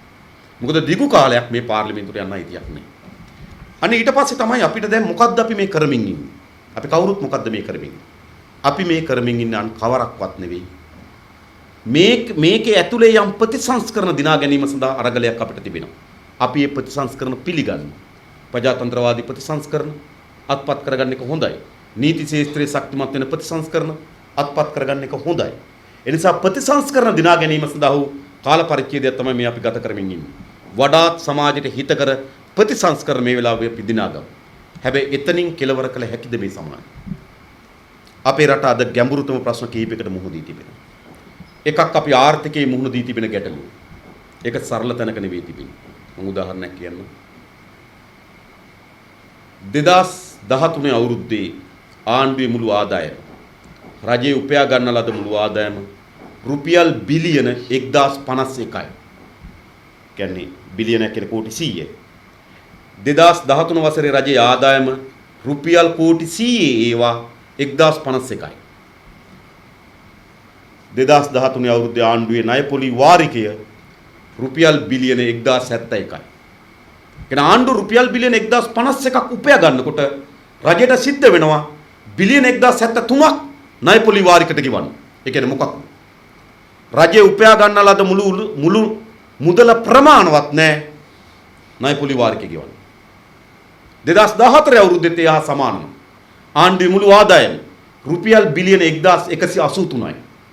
ණය පොලි වාරිකේ රුපියල් බිලියන 1191යි. 1183ක් බිලියන උපයනකොට 1191ක් බිලියන ණය පොලි වාරිකේ ගෙවන්න වෙන් කරන්න වෙලා තිබෙනවා. එහෙනම් අපේ රට මොන රටක්ද? උපයා ගන්න ලද ආදායම ඒ මාසේ ණය පොලි වාරිකේ ගෙවන්නත් බැරි රටක්. අපේ ගෙදරකට මේක වුණා. උපයා ගන්න මාසේ ආදායම ඒ මාසේ බැංකු පොලි වාරිකේ ගෙවන්න ප්‍රමාණවත් නැත්නම් ඒ ගෙවල් වලට කියන්නේ බංකොලොත් වෙච්ච ගෙවල් කියලා. නිසා අපේ රටේ ආර්ථිකය බංකොලොත් කරලා තිබෙනවා. ආර්ථිකය බංකොලොත් වුණාම මොකද්ද වෙන්නේ? ඒක මුළු සමාජ ජීවිතේටම බලපෑම් කරමින් තිබෙනවා. අද මොකද්ද අපේ රටේ සාමාන්‍ය සංඛ්‍යාලයකට බෙදුවේ? අවුරුදු 5ට වඩා අඩු දරුවන්ගේ 17%කට රක්ත හීනතාවයේ තිබෙනවා. ලේ හිගකමින් පෙළෙනවා.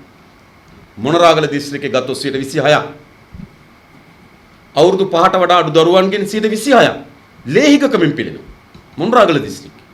කිලිනොච්චි දිස්ත්‍රික්කයේ ගත්තොත් 27ක්. 26.9ක් 27ක්.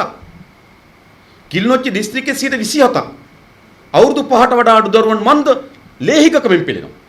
ඒ කියන්නේ මොකක්ද? අවුරුදු 5ට වඩා අඩු දරුවන්ගෙන් 4න් පංගුවක් තමන්ගේ ශරීරයට අවශ්‍ය වන ලේ ටික නැත්නම් උන්ගේ වයසට ගැලපෙන විදිහට උන්ගේ ශරීරය වර්ධනය වෙලා නැත්නම්, උන්ගේ වයසට ගැලපෙන විදිහට උන්ගේ බර වර්ධනය වෙලා නැත්නම්, උන්ගේ වයසට ගැලපෙන විදිහට උන්ගේ මොළේ වර්ධනය නොවන එක පුදුමයක් නෙමෙයි. මොකද්ද සිද්ධ වෙලා තියෙන්නේ අපේ රට? ගැබිනි මවුරු ගත්තා. අපේ රට ගැබිනි මවුරුගෙන් 20ක් ලේහිගකමෙන් පෙළෙනවා. අපේ රටේ සංස්කෘතිය ගත්තා. අපේ ගැබිනි අම්මට තමයි විශේෂ එක බිත්තරේ හරගෙනලා තම්බලා දෙන කන්න. මුත අසල්වැසියා ගෙනලා කෑම වේලක් දෙන්නේ. ඒ ගැබිනි අම්මගෙන් 20කුත් හරියට ගැබිනි මවුරු පහක් ගත්තොත් එක්කෙනෙක් ලේහිගකමෙන් පෙළෙනවා. මොකක්ද මේ? මෙම රටක් අපිට ඕනද? සාමාන්‍ය පෙළ ලියන දුවා දරුවන්ගේ ලක්ෂ 3මාරක් ලිව්වහම 1,75,000 ආසන්න වශයෙන් 50ක් සාමාන්‍ය පෙළ අසමත් වෙනවා. මම මේ ප්‍රශ්නේ පාර්ලිමේන්තුවේ හොට පස්සේ බන්දුල කිව්ව එක සැරයක් නෑ මේ සැරේ වැඩි වුණා කියලා. කියන්නේ 150ක් අසමත් කිව්වා මට කිව්වා නෑ බොරු මේ සැරේ 60යි කිව්වා. අපි බැලුවා කොහොමද 60 උනේ කියලා. ගණිතයට ඒ සමාර්ථය දුන්නේ ලකුණු 16. කියන්නේ ලකුණු 35න් ගන්න ඕන සමාර්ථය ලකුණු 16 කරලා සංඛ්‍යා ලේඛන හදලා පෙන්නන දැන් ළමයි 60ක් පාස් කියලා. හැබැයි ගණිතේ පාස් කරලා තියෙන ලකුණු 16 හොඳයි. අපේ රටේ අධ්‍යාපනය මෙහෙම යන්න පුළුවන්. අපේ රටේ පළවෙනි පන්තියට ඇතුළත් වෙන ආසන වශයෙන් ගත්තොත් අවුරුද්දකට ලක්ෂ 3මාරක් දරුවෝ. මොකද්ද තියෙනවද හරියමන් පාසල? හැම දෙමව්පියම අද විශාල වේදනාවකින් තමන්ගේ දරුවට පාසලක් නැති වීම කල්පනා කරන්නේ නැද්ද? දරුවා ගැබට එන්න කලින් කල්පනා කරන්නේ දරුවට පාසල. ලෝකේ අපේ රටේ තරම් මෙතන ඉන්න ඔබතුමාලා ගොඩක් රටවල් වලට ගිහිල්ලා ඇති. කිසිදු රටක දෙමව්පියෝ දරුවන්ට උගන්වන්න මෙච්චර මහන්සි වෙන්නේ. ලංකාව තමයි වැඩිම දෙමව්පිය දරුවන්ට උගන්වන්න මහන්සි වෙන්නේ. මේ ළඟදී මට කොළඹ දිස්ත්‍රික්කයේ පිළිබඳ සමීක්ෂණයක් කළ දොස්තර මහත්තයෙක් වාර්තාවක් දුන්නා. ඒ වාර්තාව අනුව ලංකාවේ වැඩිම සීසරින් සත්කම් කෙරෙන්නේ ජනවාරි මාසේ 15ක් 31ක් අතර. එයි 31කට කලින් ඉපදුණොත් අවුරුද්දක් කලින් ඉස්කෝලේ යවන්න පුළුවන්. දරු ගැබට දින තියෙන්නේ පෙබරවාරි 14. හැබැයි කොල්ලා සති දෙකක් කුසේ හිටියොත් අවුරුද්දක් ගෙදර ඉන්න වෙනවා. ඉතින් මොකද කරන්නේ? කුසේ ඉන්න දින ගාන අඩු කරනවා. කෘතිමව සත්කම් කරලා දරුවා බිහි කරනව නෙවෙයි දරුවා ගන්නවා. මේ ළඟදී මාතලේ මේ මාසෙක මම දන්න මල්ලි කෙනෙක් මට කතා කරලා කියනවා අයියේ වැඩේ හරි කිව්වා. මම මොකද්ද? නෑ වැඩේ හරි. මොකද්ද? රෑ 12ට කලින් කොහොම හරි ගත්තා කිව්වා. 31 වෙනිදා රෑ 12ට කලින්. ඇයි? ඒ කියන්නේ කෘතිම ඒ කියන්නේ ස්වභාවික දරු උපතකට ඉඩ නොදී කෘතිම දරුවා උපද්දනවා. මොකක් වෙනුවෙන්ද? අධ්‍යාපනය වෙනුවෙන්. ලයිට් බිල් මාරු කරනවා, ඉන්න තැන් මාරු කරනවා, ග්‍රාම සේවකතුමා මොනවද නොකරන්නේ අපේ රටේ. හැබැයි පළවෙනි ප්‍රශ්නේ දරුවට පාසලක් නැහැ. මම සුසිල් ප්‍රේමජයන්තගෙන් දවසක් පාර්ලිමේන්තුවේ ඇහුවා පළවෙනි පන්තියට ළමයි කීයක් ඉල්ලනවද කියලා. එයා කිව්වා අධ්‍යාපන මැති කාලේ 3,60,000ක් ඉල්ලනවා. මම ඒ 3,60,000න් ප්‍රධානම තරඟේ තියෙන පාසල් කීයක් තියෙනවද කිව්වා. පාසල් 36යි කිව්වා. ලංකාවේ පාසල් තියෙනවා 9,600ක්. හැබැයි මේ 9,600න් පාසල් 36කට තමයි වැඩිම පොරේ තිබෙන්නේ.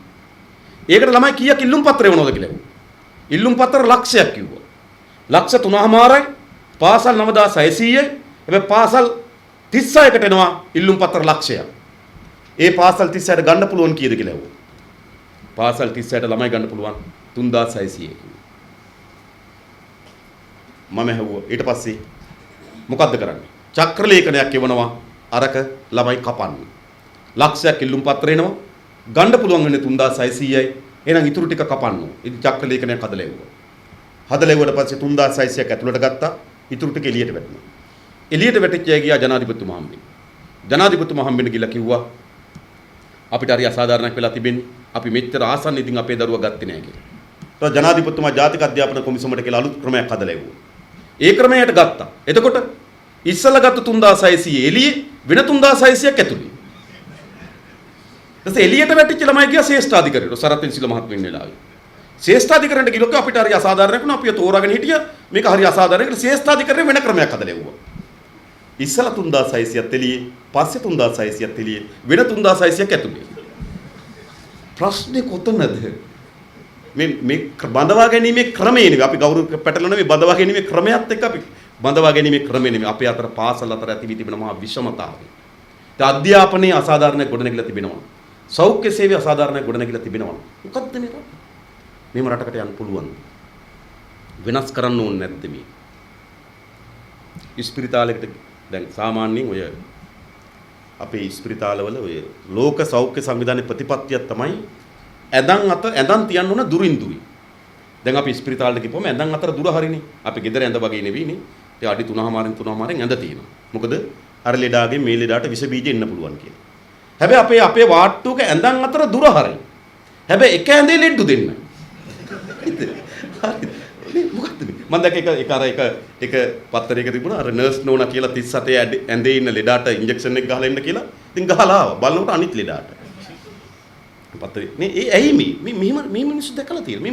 මේ රෝහල් මෙහෙම ලෙඩ්ඩු ආසන්න වශයෙන් ගත්තොත් අපේ රටේ අවුරුද්දකට රජයේ රෝහල් වලට යනවා මිලියන 50. හිතන්නකෝ ජනගහනය මිලියන 20යි. يعني ජනගහනය මිලියන 20යි. ඉස්පිරිතාල වලින් බෙහෙත් ගන්නවා මිලියන 50. ඒ කියන්නේ 3-4 සැරේ ගන්න කියලා බලපුවම මිලියන 50ක් ඉස්පිරිතාල වලට බෙහෙත් ගන්න. හැබැයි මොකක්ද අපි තිබුණ පහසුකම්. හැබැයි අපිට ඒගොල්ලන්ට එහෙම ප්‍රශ්නයක් නෑ. කේලිය රඹුක්වැල්ලගේ කකුල ඕස්ට්‍රේලියාව වල හෝටලයකින් වැටිලා. නේද කකුල කැඩුනා. දැක්ක ඒ කාලේ දැක්ක ප්‍රවෘත්තියක් තියෙනවා මේ එතුමා පාර්ලිමේන්තුවේ හෝටලෙට විරුද්ධව නඩු දානවා කියලා. හරිනම් හෝටලෙන් නඩු දාන්නේ. ජඩේලින් පැන්නයි කියලා. මම මේ කියන්නේ හරි. ඉතින් ඒ කේලිය රඹුක්වැල්ලගේ කකුල කැඩුනා. කැඩුණාට පස්සේ ජනාධිපති අරමුදලින් ලක්ෂ 109ක් දුන්නා කකුලට බෙහෙත් ගන්න. ලක්ෂ 109. සාමාන්‍ය ගමේ කෙනෙකුට වකුගඩුව මේ හදවතේ ඔපරේෂන් එකක් කරගන්න දෙන්නේ 1,75,000. ඒක ගන්න ග්‍රාම සේවකගේ සහතික වුණ. ප්‍රාදේශීය ලේකම් මස්සම් කරන්න ඕන. වෛද්‍යවරයාගේ ෆයිල් පිටින් පුරවලා ගිහලා පෙන්නන්න ඕන මට දෙන්න කියලා. කේලියට කකුල හොඳ කරන ලක්ෂ 109ක් දෙන්න. දිමු ජාරතට ඒ අවුරුද්දේ බෙහෙත් ගන්න 2012 අවුරුද්දේ. දිමු ජාරතට බෙහෙත් ගන්න ජනාධිපති අරමුදලේ වෙන් කරලා තියෙනවා ලක්ෂ 292ක්. ලක්ෂ 292ක් බෙහෙත් ගන්න. කල්පනා කරලා බලන්න. අපේ ජීවිතේටම ජීවත් වෙන්නත් අපිට එච්චර මුදලක් යන්නේ. නමුත් ඔහු අවුරුද්දක බෙහෙත් ගන්න ලක්ෂ 292යි. ඒ නිසා අපේ රටේ විශාල සමාජ විෂමතාවයක් නිර්මාණය වෙලා තිබෙනවා. ඈත ගම්වල අයගේ ජන ජීවිතය යම් අයගේ ජන ජීවිතය අතර වෙනසක් තිබෙනවා. ඇයි? අපේ රටේ විශාල ආදායම් බෙදී යාමේ පරතරයක් තිබෙනවා. අලුත්ම සංඛ්‍යාලයකට අනුව ලංකාවේ ඉහළම 120 මම හිතන්නේ මෙතන කවුරුත් නැහැ. ඉහළම 120 රටේ ජාතික ධනෙන් 55.1ක් භුක්ති විඳිනවා. ඉහළම 120ක් ඉන්නවා. රටේ මහා ධනේ 55.1ක් වුන් භුක්ති විඳිනවා. පහළම 120ට හම් වෙන්නේ රටේ ජාතික ධනෙන් 3.6යි. සාධාරණ. ඉහළම 10 බැලුවොත් ඉහළම 10 රටේ ජාතික ධනෙන් 38ක් භුක්ති විඳිනවා. පහළම 10ට හම් වෙන්නේ රටේ ජාතික ධනෙන් 1.1යි. සාධාරණ නේ. කියන්නේ 100කට 10කට රටේ ජාතික ධනෙන් 101.1ක් හම්බ වෙනකොට තව 100කට 10කට රටේ ජාතික ධනෙන් 38ක් භුක්ති විඳිනවා. ඒ නිසා විශාල ආදායම් බෙදී යාමේ විෂමතාවයක් තියෙන රටක් අපේ රට. ඒ නිසා අපි මේ ආදායම මීට වඩා සාධාරණ බෙදෙන ක්‍රමයක් අපි අත්පත් කරගන්න ඕනේ. ආදායම සාධාරණ බෙදෙන්නේ නැතුව අධ්‍යාපනය සාධාරණ වෙන්නේ නැහැ. ආදායම සාධාරණ වෙන්නේ නැතුව සෞඛ්‍ය සාධාරණ වෙන්නේ නැහැ. ආර්ථිකය සාධාරණ වෙන්නේ නැතුව උසාවිය සාධාරණ වෙන්නේ නැහැ. කොහොමද උසාවිය සාධාරණ වෙන්නේ? දැන් බලන්න වැලිකඩ හිරගෙදර ගාවට ගිහිල්ලා කවුරුවත් ලොකු වාහන වලින් ඇවිල්ලා හිරකරුවෙක් බලන් දෙනවද? නැහැ. මේ ත්‍රිවිල් එකේ මෝටර් සයිකලේ පම්මල්ලේ එහෙම නැත්නම් අර ටියුලිප් බෑග් එකේ කෑම එක දාගෙන සරම දාගෙන හිරකරුවන් බලන්නේ. ඒ කියන්නේ වැරදි කරලා තියෙන ඒගොල්ලෝ විතරද? නෑ. දඬුවම් ලැබෙන්නේ ඒගොල්ලන්ට විතරයි. ඒ නිසා තමයි අධිකරණ පද්ධතිය සාධාරණ නෑ. කොයි සාධාරණ නැති? සල්ලි තියෙන කෙනා අල්ලනවා හොඳම නීතිඥයෙක්. නැති කෙනා අල්ලනවා නේ ගොත ගැහෙන නීතිඥයෙක්. 500 කෑලි. ඒකද? ඉතින් සල්ලි තියෙන කෙනාගේ නීතිඥය යනකොට නඩුකාරය වෙවුලනවා. සල්ලි නැති කෙනාගේ නීතිඥය යනකොට නීතිඥය වෙවුලනවා. නඩුව අහනවද හරියට? සමේ ආදායම බෙදෙන්නේ නැතුව සාධාරණ. නීතියක් සාධාරණ ඉටු වෙන්නේ නැහැ. ආදායම් බෙදෙන්නේ නැතුව සාධාරණ. අධ්‍යාපනය සාධාරණ ඉටු වෙන්නේ නැහැ. ආදායම් බෙදෙන්නේ නැතුව සාධාරණ ජීවිතයක් සාධාරණ අපිට භුක්ති විඳින්න හම්බෙන්නේ නැහැ. ඒ නිසා එක අපේ රටේ මේ ආර්ථිකයේ ආදායම සාධාරණ බෙදීමේ තත්ත්වයක් අපි නිර්මාණය කරගන්න ඕනේ. මම කියන්නේ සමානෝනේ වරදවා තේරුම් ගන්න එපා. සමානව බෙදන්න බෑ. ඔය සමහර අය කියන JVP කවුත් ගෙවල් තිබ්බොත් දෙකක් තිබ්බොත් ගයක් ගන්නවා, කඩවල් දෙකක් තිබ්බොත් කඩයක් ගන්නවා, ලෝරි දෙකක් තිබ්බොත් ලෝරියක් ගන්නවා, කාර් බොරු හොඳේ. හරිද? එහෙම කරන්න පුළුවන්. හරිද? හදනවා මේ මත නේද? එහෙම නැහැ. අපි මේකට මේක අපි මම කියන්නේ මේක පිළිගන්නවද අපි? රටේ ජාතික ධනෙන් 20% ජනගහනයෙන් 20%ක් රටේ ජාතික ධනෙන් 55.1ක් භුක්ති විඳිනවා. ජනගහනයෙන් තව 120කට හම්බ වෙන රටේ ජාතික ධනෙන් 3.6යි. මේ අතරින් පෙරිලා වැටෙන ටිකක් හම්බ වෙන සාධාරණ. හෘද සාක්ෂිය තියෙන කවුරුවත් මේ සමාජය අනුමත කළ යුතු නැහැ. ඒ නිසා මේක වෙනස් කරන්න අපිට ඕන. සාධාරණව බෙදෙන්න ඕන. හැබැයි සාධාරණව බෙදෙන්න මොනවද තියෙන්නේ? සාධාරණව හරි බෙදෙන්න මොනව හරි තියෙන්න ඕන. ඒක ඊළඟ ප්‍රශ්නේ. අපේ රටේ ආර්ථිකය මොකද්ද කරලා තිබුණේ? මම බැලුවා 1948 දී සුද්දා යනකොට අපේ රටේ ලෝක අපනයනේ එහෙට මෙහෙට බඩු යවණයි වගේ. අපේ අපනයන පංගුව 0.5යි. 0.5යි ලෝක වෙළඳපොලේ අපේ අපනයන පංගුව. දැන් කීයද? 0.05යි. 48 වගේ 10 ගුණයකින් අපේ රටේ අපනයන වෙළඳපොළ ඇකිල්ලා තියෙනවා. 1977 ලෝක වෙළඳපොලේ අපේ පංගුව ලෝකයේ වෙළඳාමෙන් ලංකාවේ පංගුව ලෝකයේ මුළු වෙළඳාම් බලපුවාම කිය ශ්‍රී ලංකාවේ පංගුව 0.6යි. අපිට 0.6ක ලෝකයේ වෙළඳපොලේ පංගුවක් තිබ්බා. අද කීයද? 0.06යි. ඒ කියන්නේ 10 ගුණයකින් ලෝක වෙළඳපොලේ අපේ පංගුව අහිමි වෙලා තිබෙන්නේ අපිට. කිසිවක් නිෂ්පාදනය කරන්න නැති රටක් බවට පත් වෙලාද? මොනවද නිෂ්පාදනය කරන්නේ? පාරේන කාන්තාවක් දිහා බලන්න. ඔළුවේ ගාලා තියෙන තෙල් ටික. එක්ක කේසා, එක්ක අම්ලා ඉන්දියාවෙන් ගේන. ගහලා තියෙන කොණ්ඩ කට්ට. එක්ක චීනේ, එක්ක සිංගප්පූරු. ඇඳගෙන ඉන්න සාරිය. එක්ක ඉන්දියාවේ, එක්ක සිංගප්පූරු. දාගෙන ඉන්න චේන් එක. රත්තරන් ටික අප්‍රිකාවේ, ඕනනම් මැෂින් කට් එක විතරක් ලංකාවේ. බැඳගෙන ඉන්න ඔරලෝසුව. හොඳම එකක් නම් ස්විට්සර්ලන්තේ, ඊට වඩා අඩු එකක් නම් ජපානේ, ඊටත් වඩා අඩු එකක් නම් කොරියාවේ. එල්ලගෙන ඉන්න බෑග් එක එක්ක ඉන්දියාවේ එක්ක තායිලන්තේ. දාගෙන ඉන්න සෙරෙප්පු දෙක එක්ක ඉතාලියේ එක්ක කොරියාවේ. ඉතින් ශරීරය විතරයි මේඩ් ඉන් ශ්‍රී ලංකා. එහෙම රටවල් තියෙනවද? එහෙම රටවල් නැහැ. ඒ කිසි මම කියන්නේ ඔක්කොම හදන්න නෙවෙයි. ඒකත් වැරදි කතාවක්. සියල්ල නිෂ්පාදනය කරන්න පුළුවන් රටකට බෑ. සියල්ල නිෂ්පාදනය කරන්න බෑ. හැබැයි අපි ශේෂ්ත්‍ර කීපයක් තෝරාගෙන දිනු කරන්න ඕනේ නැද්ද? මොනවද කරන්නේ? හැම රටකටම Tamanට අනන්‍ය වූ ශේෂ්ත්‍රයක් වර්ධනය කරන් තිබෙනවා. හැම රටක්ම. සිංගප්පූරුව ගත්තොත් කුඩා රටක්. වර්ග කිලෝමීටර් 625ක් වගේ. මේ කොළඹ දිස්ත්‍රික්කයේ වගේ කුඩා රටක් සිංගප්පූරුව කියන්නේ. එතනින් වැටලා තියෙනවා සේදමාවත. ඒ කියන්නේ හයි ලෙවල් පාර වැටලා තියෙනවා වගේ දෙල් කඳ හන්දිය. ඒතර හයි ලෙවල් පාර අයිනේ පර්චස් 10ක් තියෙනවා වගේ.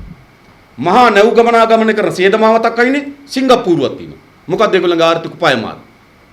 හයි ලෙවල් පාර අයිනේ පර්චස් 10ක් තිබ්බනම් අපි බතල හිටවන්නේ නැහැ. ඒක අපි සුපර් මාකට් එකක් දාන්නේ. සිංගප්පූරුව සුපර් මාකට් එකක් කරා. ලෝකේ ලොකුම සුපර් මාකට් එක හැදුවා සිංගප්පූරුව. සුපර් මාකට් එකට අවශ්‍ය වෙන දේවල් ටික තමයි හැදුවේ මොනවද? ගමනාගමනි.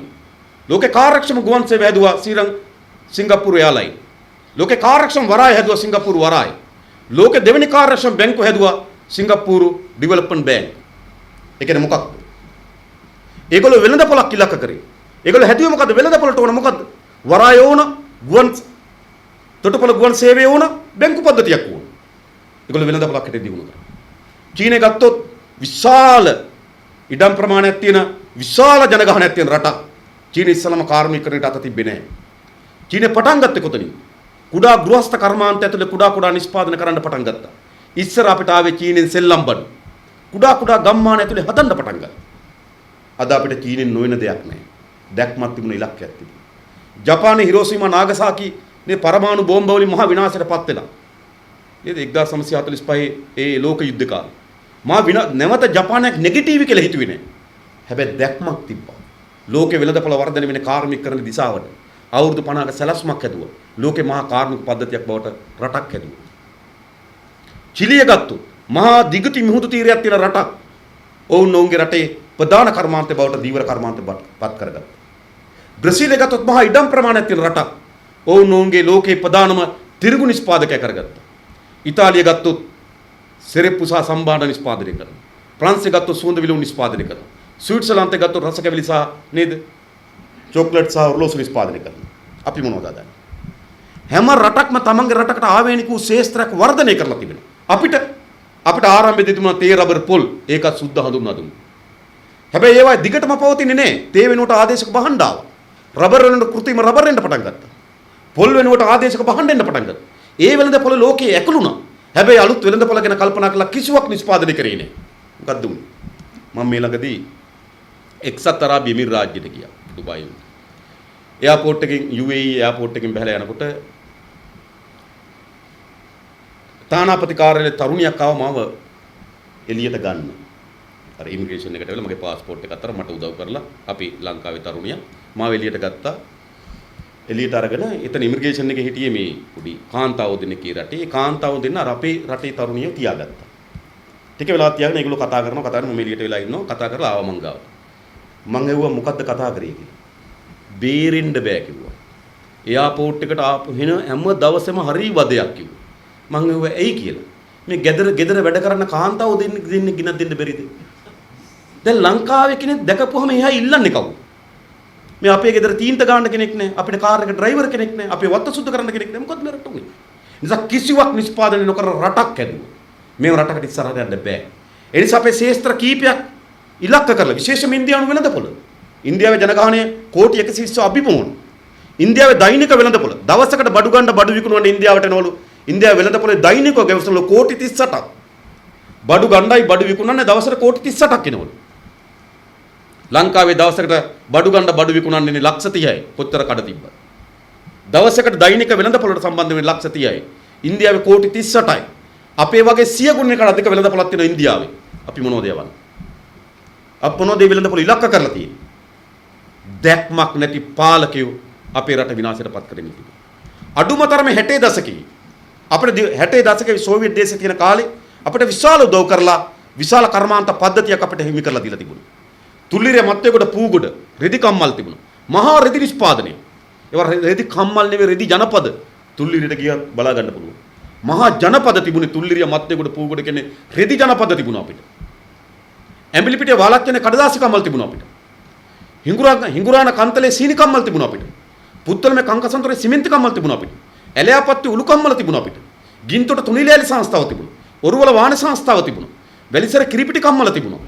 සපුගස් කන්දේ නයිලෝන් ෆැක්ටරියක් පොහොර ෆැක්ටරියක් තෙල්පිරිපාදු කර්මාන්තශාලාවක් අපිට දීලා තිබුණා. 60 දශකයේ මේ දකුණු ආසියාවේ තිබුණු හොඳම කර්මාන්ත පද්ධතිය අපිට තිබුණා. හැබැයි කර්මාන්ත එක තැනක පවතින්නේ නැහැ. අලුත් තාක්ෂණ එනවා. අලුත් දැනුම එනවා. අලුතෙන් අපි අලුත් වැඩියා කරන්න ඕන අලුත් තාක්ෂණ ඇතුල් කරන්න ඕන. මේ කිසිවක් මේ පාලකෙ කරේ නැහැ. 60 දශකයේ තිබුණු මහා කර්මාන්ත පද්ධතියට මොකද උනේ? යල් පැන්න. ඇඹිලි පිටේ කඩදාසි කම්මල ගලවලා පරණ යකඩ වලට වික්කා. කන්තලේ සීනි කම්මල ගලවලා පරණ යකඩ වලට වික්කා. වාලච්චේනේ කඩදාසි කම්මල වහලා දැම්මා. පුත්තලමේ සිමෙන්ති කම්මල විකුණලා දැම්මා. ඇලයාපත්ති උළු කම්මල වහලා දැම්මා. ගින්තොට තුනිලෑලි සංස්ථාව විකුණලා දැම්මා. ඇඹිලි පිටේ කඩදාසි කම්මල පරණ යකඩ වලට විකුණලා දැම්මා. හිඟුරාන සීනි කම්මල වහලා දැම්මා. ඔරුවල වාහන සංස්ථාව වික්කා වැහුවා දැන් මොන වෙලාද දන්නේ නැහැ. ඊළඟ තුල්ලිරිය මත්තේකොට පූගොඩ රෙදි කම්මල විකුණලා දැම්මා. වහලා දැම්මා. මොකද මේ කරේ? අවුරුදු 60ක එහාට පස්සේ මහා කර්මාන්ත පද්ධතියක් හිමු තිබු රටක්. අද මොකද වෙලා තිබෙන්නේ? කිසිවක් නිෂ්පාදනය කරන රටක් බවට පත් වෙලා තිබෙනවා.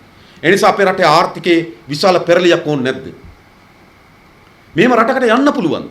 දැනට ගණනය කරලා තිබෙනවා 2025 වෙනකොට. ඒ කියන්නේ තව අවුරුදු 10කින් ලංකාවේ ජනගහනය මිලියන 25ක් වෙනවා. ඒතර මේ අලුතෙන් හැදෙන ජනගහනයට ආසන්න වශයෙන් ගත්තොත් දැනට අපේ රැකියාව වෙළඳපොලේ හිගයක් තිබෙනවා දසලක්ෂයකට රක්ෂාන තරුණයන්ට. අවුරුද්දකට ලක්ෂ 3ක් එනවා. අලුත් ශ්‍රම බලකායට අවුරුද්දකට ලක්ෂ 3ක් ඇතුල් වෙනවා. දැනුත් ලක්ෂ 10කට රස්සානේ. අලුතෙන් ලක්ෂ 3ක් එනවා. රාජ්‍ය සේවයෙන් අවුරුද්දකට විශ්‍රාම ගන්න 20000යි. දැන් රාජ්‍ය සේවයට මේකෙන් ඇතුල් වෙන්නේ 20000යි. ලක්ෂ 10කට රැස් කියා නැතුවක් තියෙනවා. අවුරුද්දකට ලක්ෂ 3ක් එමින් තියෙනවා. 20000යි රාජ්‍ය සේවයට බදවගන්නේ 280000කට රස්සානේ. අලුත් තරුණයට මොකද්ද මේලා තියෙන්නේ? මෙහෙම රටකට යන්න පුළුවන්. රස්සා කියලා මොනවද හැදුවේ? උපාධාරි ලක්ෂයක් අරන් තියලා පහුගිය ආණ්ඩුව මේ වෙනකොට. උපාධාරි ලක්ෂයක්. තරුණිය දැනුම නේ පෙරාප මුලගෙඩි වගේ ලක්ෂයක් ගත්ත කොහෙද දැම්මේ? ප්‍රාදේශීය ලේකම් කාර්යාලය. බැසිල් රාජපක්ෂ මහත්මයාගේ පැල බෙදන්නේ. එහෙම නැත්නම් ගොවි සංගණ්‍ය. මොකද්ද මේ කරේ? මෙහෙම රටකට යන්න බෑ. ඒ නිසා අපේ රටේ ආර්ථික දේ විශාල පරිවර්තනයක් ඕන. ආර්ථිකේ මහා නිෂ්පාදනයක් අත්පත් කරගන්න ඒ නිෂ්පාදනයේ සාධාරණ බෙදෙන සමාජයක් අපිට හදන්න ඕන. ඒ සමාජය හදන මුල් පදනම බවට පත් කරගත යුතු සාධකයක් තිබෙනවා. ඒක තමයි අපේ රටේ සිංහල දෙමළ මුස්ලිම් ජනයාගේ ජාතික සමගිය. මේ ජාතික සමගිය ගොඩනැගීමකින් තොරව අපිට අඟලක්වත් ඉස්සරහට යන්න බැ මතක තියාගන්න. 2009 යුද්ධය හමාර වුණා. හැබැයි යුද්ධය හමාර වීම අපිට ඇති කර තිබෙන විනාශය අපි කොච්චරද කියන දන්නේ නැහැ. තාමත් ගණනය කරලා නැහැ කොච්චර මිනිස්සු මැරුණාද කියලා. අපි යුද්ධයක් අහවර කිරීම වෙනුවෙන් අපි වන්දියක් ගෙවලා තිබෙනවා. මැරිච්ච මිනිස්සු ගාන දන්නේ. උතුරු පළාතේ විතරක් වැන්දපුවන් යුද වැන්දපුවන් උතුරු පළාතේ විතරක් යුද වැන්දපුවන් ඉන්නවා 45000. ඒ කියන්නේ ස්වාමී අහිමි වූ බිරින්දෑවරුන් ඉන්නවා උතුරු පළාතේ 45000. යුද්ධයේ කේද වාචික. අම්මා තාත්තා දෙන්නම අහිමි. දරුවෝ ඉන්නවා 5000කට වඩා වැඩි ප්‍රමාණයක්. මම කියන්නේ පුනරුත්ථාපන අධිකාරී සංඛ්‍යා ලේඛනය. අම්මයි තාත්තයි දෙන්නම අහිමි වූ දරුවන් ඉන්නවා 5000කට වඩා වැඩි. දැන් යුද්ධය අහවර වීම කියන මහා කේද වාචකයක් ඒක. අහවර වුණේ. ඒ කේද වාචකයට අපි වන්දි ගෙවන්න නම් මොකද්ද කළ යුතු වන්නේ? සාධාරණ නෑ. නමුත් කළ යුතු වන්නේ සාධාරණ වන්දියක් නොවුනත් සිංහල දෙමළ මුස්ලිම් ජනයා අතර ජාතික සමගිය ගොඩනගන්න ඕන. ජාතික සමගිය ගොඩනැගීමකින් තොරව ඉස්සරහට යන්න බෑ. හැබැයි යලි මොකද්ද මතුවෙමින් තිබෙන්නේ? රාජපක්ෂ ජනාධිපතිවරයා පරාජයටපත් වුණාට පස්සේ අපි දැක්කා මැදමුලන වලව්වේ නේද ජනේලයක නැගලා ජනෙල් පොල්ලේ එල්ලිලා තංගල්ලේ තාප්පයක් උඩ නැගලා මේ ජනාධිපති හොඳේ ජනෙල් පොල්ලක එල්ලිලා මේ තාප්ප උඩ නැගලා මොකද්ද කියන්නේ? මම පෙරදුනේ ඊළමේ ඡන්ද නිසා. මම පෙරදුනේ දෙමළ උතුරු ජනතාවට ඡන්ද බලය දීපු නිසා. මම පෙරදුනේ සුළු ජාතික ඡන්ද නිසා. මේ මොකද්ද කියන්නේ? යලි ජාතිවාදී අවශ්‍ය. දැන් ඒ රාජපක්ෂ මහත්මයාත් ඔහුගේ සහචර පිරිස උන්ගේ ඡන්දය අවසන් වුවහම කිව්වේ හමුදා කඳවුරු වලට ගල් ගහලා කිව්වා. උතුරේ ඊළම කොඩිය ඔසවලා කිව්වා. සම්පූර්ණ සත්‍ය කතා පතුරුමින් තිබෙනවා. අද සාම්පූර්වල කඳවුරක් ඉවත් කරයි කියලා මහා විශාල ආందోලන එතන බොරු. සාම්පූර්වල අක්කර 5000ක් දුන්නා. ඉන්දියානු කම්පැනියකට මේ ආර්ථික කලාපයක් දාන්න. සාම්පූර්වල යුද්ධ පටන් ගත්තේ නැගිටින මේ පැත්තේ. ඒ සාම්පූර්වලට යුද්ධ වෙන නිසා දෙමළ ජනතාවට ආණ්ඩුව කිව්වා ඒ ගම් මැරලා මෙහෙට එන්න කියලා. ඒ ජනතාව ගම්මත්තරලා ආවා. අද ත්‍රිකුණාමලේ අවතන් කඳුරු පහකේ ජනතාව ජීවත් වෙනවා. ඒ ජනතාවගේ ඉඩම් ඉන්දියානු කම්පැනියකට දුන්නා. ඒ ඉන්දියානු කම්පැනියක ලංකාවේ නියෝජිත රාජපක්ෂගේ ඥාතිය. તો තමගේ ඥාතින්ට දෙමළ ජනතාව පළව හැරලා ඉඩම් දුන්නා. ඒ ජනතාව ත්‍රිකුණාමලේ අවතන් වූ කඳුරු වල ඒ සාම්පූර්වල ප්‍රදේශයට අපි ගියා. අවුරුදු 35 40 පැරණි පොල් ගස් තියෙනවා. පැරණි ගම්මානයක් ඒක. හැබැයි මේ මිනිස්සු අවතන් වුණු කඳවුරු වල ඒ ජනතාවට ඉඩම් ලබා දීම සාධාරණ නැද්ද? දෙයකට කියන්නේ ඔන්න සාම්පූර්ණ වල කඳවුරු ඉවත් කරලා ඒ පැත්තෙත් කොටින්ද දෙන්න යනවා. බෝරු. ඒ ජනතාවගේ සාධාරණ අයිතිය. උතුරු පළාතේ ජාතික ආරක්ෂාව පිළිබඳ ඉඩම් අත්පත් කරගෙන එකේ නෙවෙයි ගැටලුව තිබෙන්නේ. හැබැයි උතුරු පළාතේ හමුදා කඳවුරු වල විශාල ගොවිතැන් කරනවා. එළවලු හදන ජනතාවගේ ඉඩම් පවරගෙන තියෙනවා. ස්විමින් පූල් දාන්න ජනතාවගේ ඉඩම් පවරගෙන තියෙනවා. අක්කර 1000ක් ජනතාවගේ පවරගෙන තියෙන ගෝල්ෆ් පිට්ටනියක් දාන්න. හමුදාව ගෝල්ෆ් ගහන්න. හමුදාවට ස්විමින් පූල් දාන්න. හමුදාවට ගොවිතැන් කරන්න ඉඩම් දෙන්න ඕන. නෑ හමුදාවට තියෙන්න ඕන කඳවුරු. ඒ වුන්ට තියෙන ජාතික ආරක්ෂාව. කඳවුරේ සීමාව. මේ අධි ආරක්ෂිත කලාප කියන එකක් ගොඩ නැගුණේ ඇයි? LTD සංවිධාන සතුව තියෙනකොට නේද කිලෝමීටර් 18ක් දුර වදින ගිනියවි තියෙනකොට 18ක කලාපයක් වෙන් කරගත්තා. අද එහෙම මෝටාර් ඉන්නේ නේ. අද එහෙම සිල් වෙඩි පත්තු කරන්න කවුරුවත් නැහැ. එහෙනම් සීමාවට අඩු වුණාම තියෙන ගැටලුව මොකක්ද? ඒ ජනතාවගේ පාරම්පරිකව ජීවත් වෙච්ච ඉඩම් මේව. කල්පනා කරලා බලන්න. ආසියාවේ අපිට ඉඩම කියලා කියන්නේ, ගෙදර කියලා කියන්නේ ඥාතිත්වයක්. දීපලක් නෙවෙයි. අපි තාමත් අපේ මහා ගෙදර යන්න කැමති. අපි තාමත් අපේ පැරණි ගමට යන්න කැමති. අපි වාහනයක් විකුණන තරම් වෙන දීපලක් විකුණන තරම් අපි ඉඩමක් විකුණන්නේ. ඉඩම කියන්නේ ඥාතිත්වයේ. දෙමළ ජනතාවගේ ඊටත් වඩා වැඩියෙන් ඉඩමත් එක්ක සබඳතාවයක් තිබෙනවා. ඒටම විශාල ප්‍රමාණයක් අත්පත් කරගෙන තිබෙනකොට.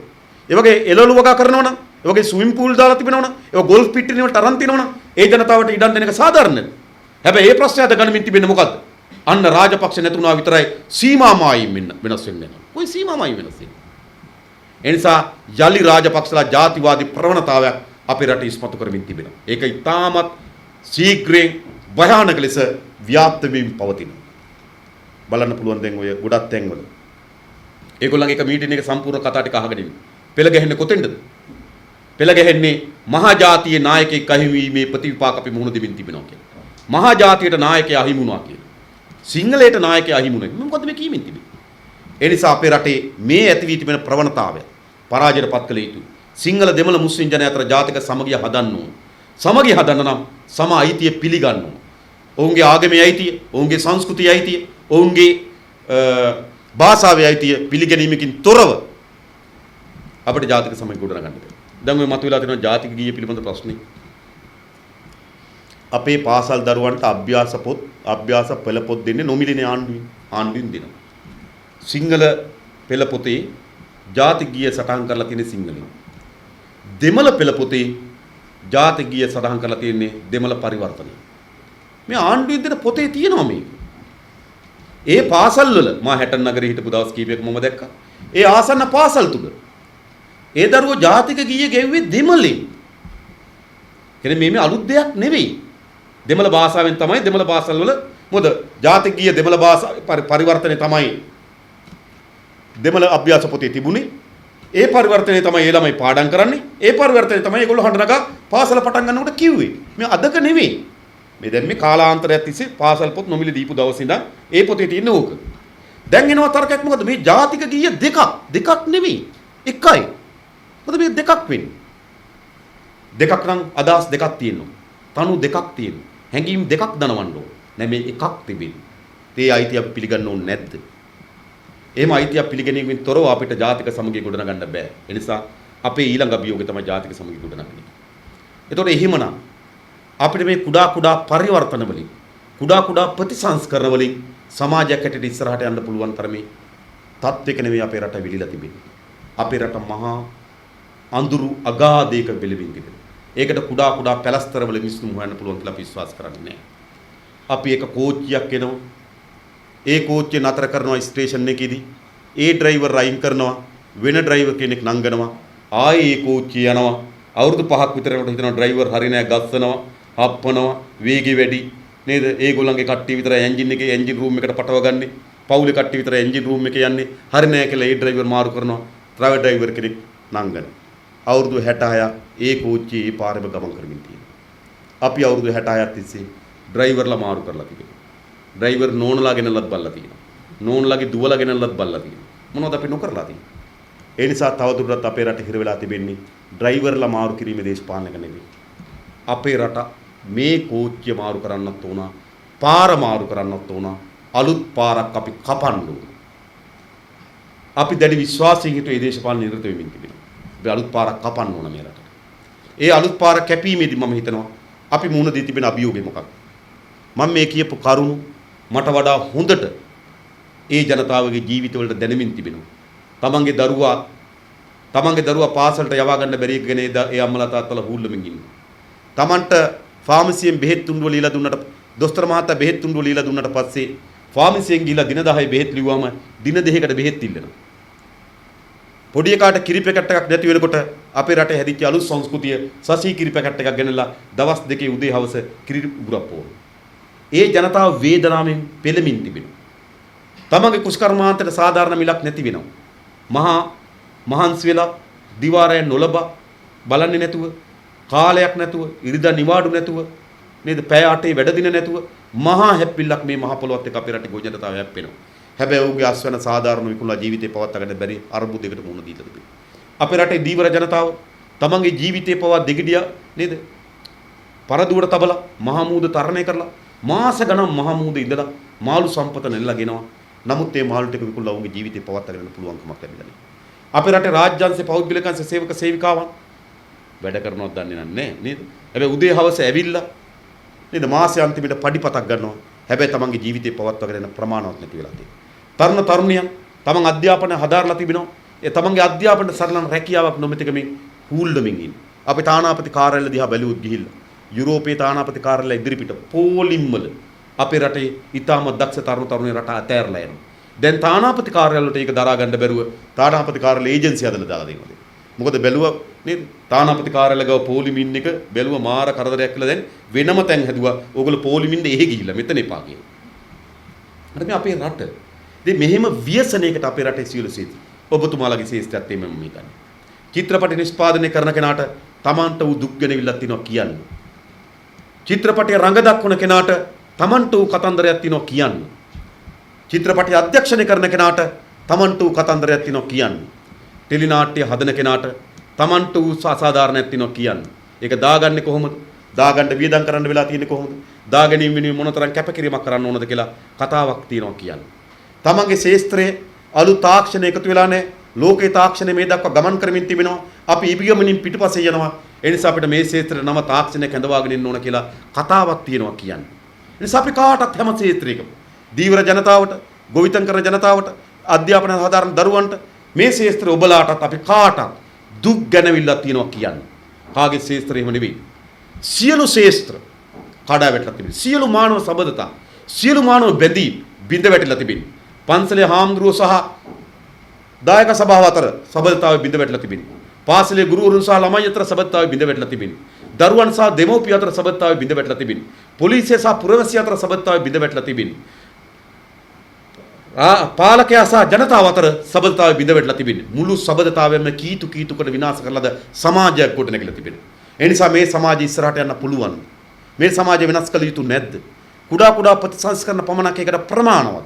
අපි හිතන කුඩා ප්‍රතිසංස්කරණ පමණක් ප්‍රමාණවත් නැහැ. මේ සමාජයේ ගැඹුරින්ම කරන ලද සමාජ පරිවර්තනයක් අද වුණා. එවැනි පුළුල් සමාජ පරිවර්තනකින් තොරව හුදු ඔලුගුඩි මාරු කිරීමකින්, හුදු ආණ්ඩු ස්ථාවර කර ගැනීම සඳහා තමාර කට්ටිය එකතු කර ගැනීමෙන්, අමාත්‍ය ධූර ලබා දෙමින් මේ ප්‍රශ්නේ විසඳන්න පුළුවන්.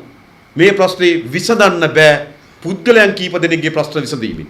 මේ ප්‍රශ්නේ විසඳිය හැක්කේ ජනතාවගේ ප්‍රශ්න විසඳීම සඳහා සමත් වෙන සමාජ ආර්ථික දෙහි ගැඹුරු පරිවර්තනයක් අත්පත් කර ගැනීම විතරයි. ඉතින් අපි වෙහෙසනවා ඒ වෙනුවෙන්. ගැඹුරු සමාජ පරිවර්තනයක් අත්පත් කර ගැනීම අභියෝගයකට අපි මුහුණ දීලා තිබෙනවා. ඒ අභියෝගය තමයි මේ සාකච්ඡාව, මේ හඬ, මේ මතය ජනතාව වෙත ගෙන යමින් ජනතාව තුළ ඒත්තු ගැන්වීමේ අභියෝගයකට අපි මුහුණ දීලා තිබෙනවා. අපි ගොඩාක් කතාවක් ගිහිල්ලා කියනවා. ඒගොල්ලෝ ඒක දන්නවා. අපි කියන්න ඕනේ නැහැ මොණරාගල අම්මට එයාගේ දරුවගේ තත්ත්වය ගැන. දරුවා දකින්නකොටම කියන්න පුළුවන්. ලොකු ඔලු ගෙඩියයි, තඩි බඩ ගෙඩියයි, කිරල් කකුල් දෙකක් වගේ කකුල් දෙකක් තියෙන දරුවෝ. අම්මා තාත්තා කියනවා කේතගේ අපලේ කියලා. නෑ දරුවා දිහා බලනකොට කියන්න පුළුවන් මන්ද පෝෂණය කියලා. ඉතින් මෙහිම ව්‍යසනයකට ඒ දෙමව්පිය දන්නවා. තමන්ගේ දරුවට අධ්‍යාපනයක් හදාරන්න නැති තැනක බව දන්නවා. තමන්ගේ දරුවන්ට බෙහෙත් පෙත්තක් ගන්න නැති බව දන්නවා. තමන්ට කුසකර්මාන්තක හරි ආදායමක් නොලැබෙන බව මේ මිනිස්සු දන්නවා. මේක නොදන්න කතාවක් නෙවෙයි. හැබැයි ඒගොල්ලෝයි පීඩණයම තමයි මේ අය උපයෝග කරගෙන තිබෙන්නේ.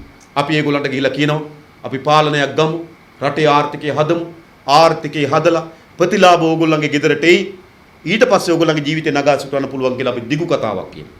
හැබැයි එතකොට යහනවා මහත්ය ඔක්කොම ඇත්ත. හෙට මගේ කොල්ලට රස්සාවක් නැතුව විවාහ කරලා දෙන්න විදියක් නෑ. හෙට මට නොතිමින්න ගයක් හදාගන්න විදියක් නෑ, තහඩු ටිකක් නැතුව. ඊතින් හිතනවා සසේන්ද්‍ර මහත්තයා පස්සේ ගියොත් තහඩු ටිකක්වත් හම්බ වෙන්නේ. හම්බ වෙන්නේ නැහැ හොඳයි. හරි.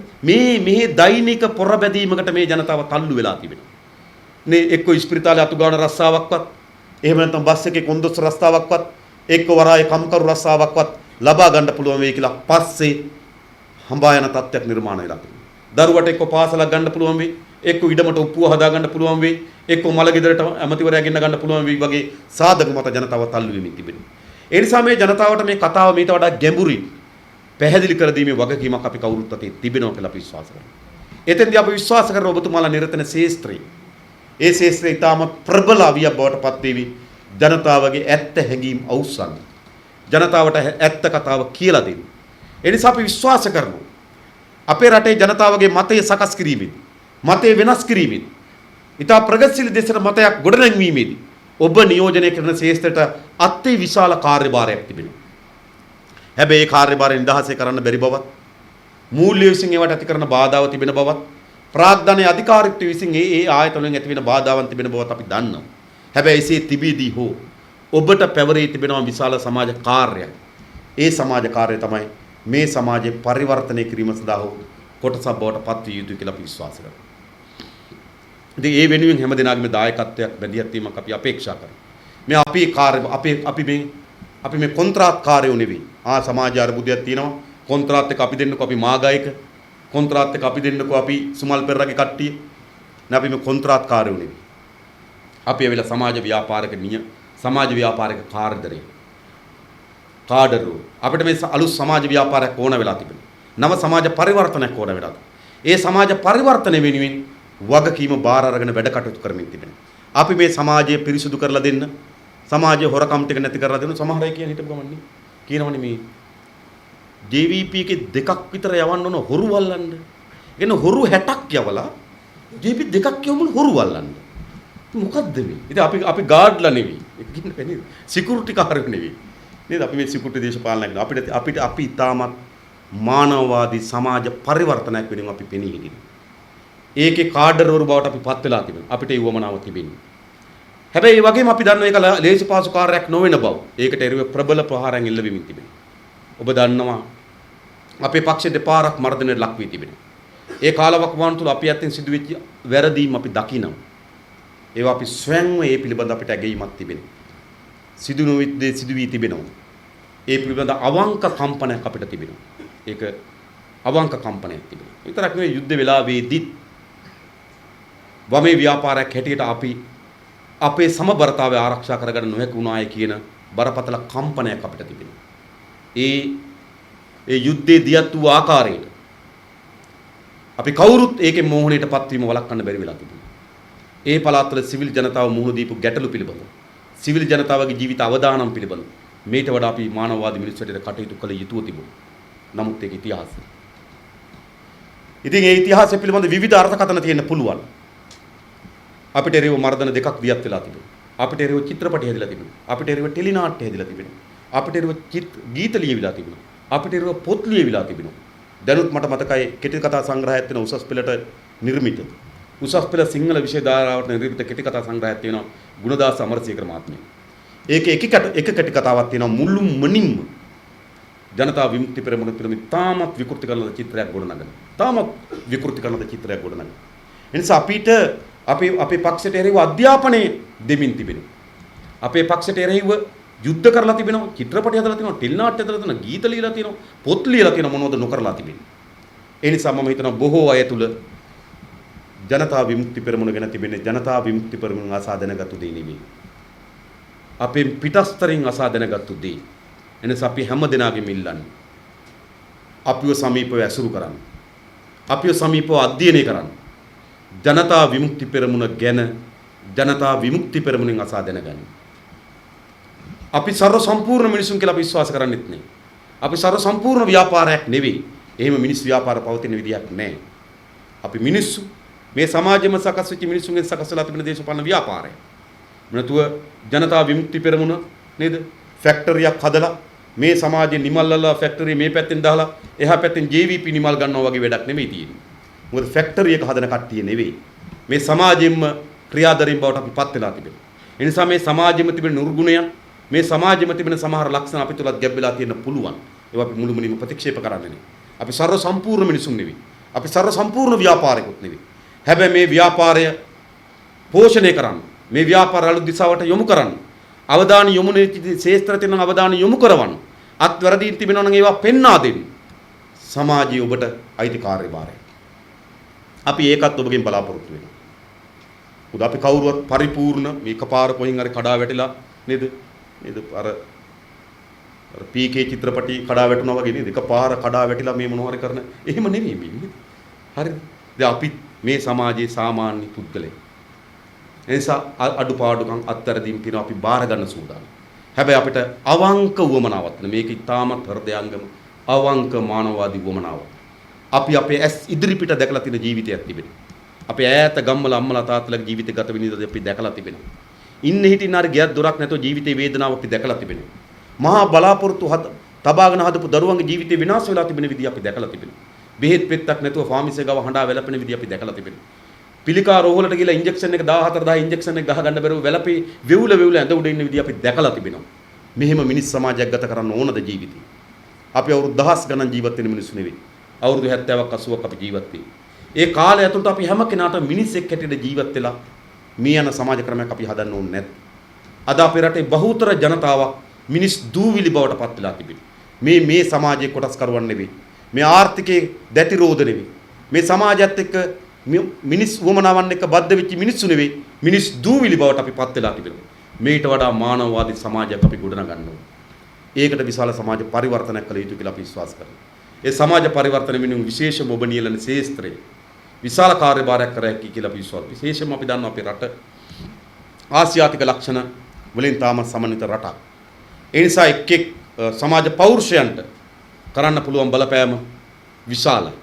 තනි ගමේ පුද්ගලයෙකුට වඩා යම් පෞරුෂයක් මොකක් හරි ශේස්ත්‍රයක අත්පත් කරගන්න පෞරුෂයක් සහිත කෙනෙකුට කරන්න පුළුවන් මෙහි විශාලයි. ඒ නිසා ඔබගේ ශේස්ත්‍රය ඇතුලේ විවිධ ප්‍රමාණයන්ගෙන් පෞරුෂත්ව නිර්මාණය කරගත්තු අය. ඔබ කියන දේ සාමාන්‍ය කෙනෙක් කියන දේට වඩා අහන්න දරන ප්‍රයත්නය වැඩි. ඒ නිසාම තමයි හැම ඡන්දෙකදීම කී දෙනෙක් හරි වේදිකාවට නංග ගන්න උත්සාහ කරන්නේ. එයි. ඡන්ද හැටියට ගත්තොත් අපි ඔක්කොටම එක ඡන්දේ තියෙන්නේ. හැබැයි එයි මැතිවරණ වේදිකාවකදී එක එක ව්‍යාපාර ගොඩනැගෙන්නේ. ඇයි ඒ ඡන්ද වේදිකාවට නංගලා පෙන්වන්න හදන්නේ? ඒ ඔබ සතුව තිබෙන යම් පෞරුෂයක් තිබෙනවා. ඒ පෞරුෂය අලෙවි කර ගැනීමේ බාල උපක්‍රමයක් යොදමින් තිබෙනවා. අපි කියන්නේ බාල ක්‍රියාමාර්ගයකට නෙමෙයි. අපි කවුරුත් මේ සමාජ ව්‍යාපාරයේ මේ දාමේ මේ ක්‍රියාන්විතී කොටස්කරුවන් බවට අඩු වැඩි ප්‍රමාණය මාතරම් ඔබට නොවෙන්න බැරි වෙන්න පුළුවන්. අපේ තවත් කෙනෙක් තරම් ඔබට බැරි වෙන්න පුළුවන්. අපේ බැඳීම් වල වෙනස්කම් තිබෙනවා. අපේ ජීවිත ගත වෙන විදිහේ වෙනස්කම් තිබෙනවා. අපේ වමනාවන් අපේක්ෂාවන්ගේ වෙනස්කම් තිබෙනවා. හැබැයි මේ ඔක්කොම අතර අපි එක පොදු සාධකයක් හදාගමු. මේ ඔක්කොම වෙනස්කම් තිබෙන අතර අපි එක පොදු සාධකයකෙමු මේ සමාජය මේට වඩා මානවවාදී සමාජයක් බවට පත් කරන්න සමාජ පරිවර්තනයක් වෙනුවෙන් තමන්ගේ ශේස්ත්‍රයේ තමන් කරන කාර්යභාරය ඇතුලේ යමක් කරන්න. ඒ වෙනුවෙන් මැදිහත් වෙන්න කිලිල්ලමි විශේෂයෙන්ම නැවස අවස්ථාවක් අපිට සවන් දෙන්න අපිත් එක්ක කතා බහ කරන්න මෙම අවස්ථාවට සහභාගී වීම පිළිබඳව අපිට ඇත්තටම සතුටක් තිබෙනවා. අපිට සවන් නොදීපු පිරිස් සවන් දෙන්න පටන් අරන් තිබෙනවා. අපි දිහා නොබලපු පිරිස් බලන්න පටන් අරන් තිබෙනවා. අපි අධ්‍යයනය නොකර පිරිස් අධ්‍යයනය කරන්න පටන් අරන් තිබෙනවා. අපිව ඇසුරු කරපු නොකර පිරිස් අපිව ඇසුරු කරන්න පටන් අරන් තිබෙනවා. ඉතින් අපිට විශාල සතුටක් තිබෙනවා. ඉතින් මම හිතනවා මේක විශාල ජයග්‍රහණයක් සඳහා දොරටුවක් අපිට විවෘත කරගත හැකි වේවි. එහි හැම දිනම අඩු වැඩි ප්‍රමාණය පංගුකරුවන් බවට පත් වෙමු කියලා ඉල්ලමි. මම නතර වෙනවා. බොහොම ස්තුතියි නැවත වතාවක් ඔබට.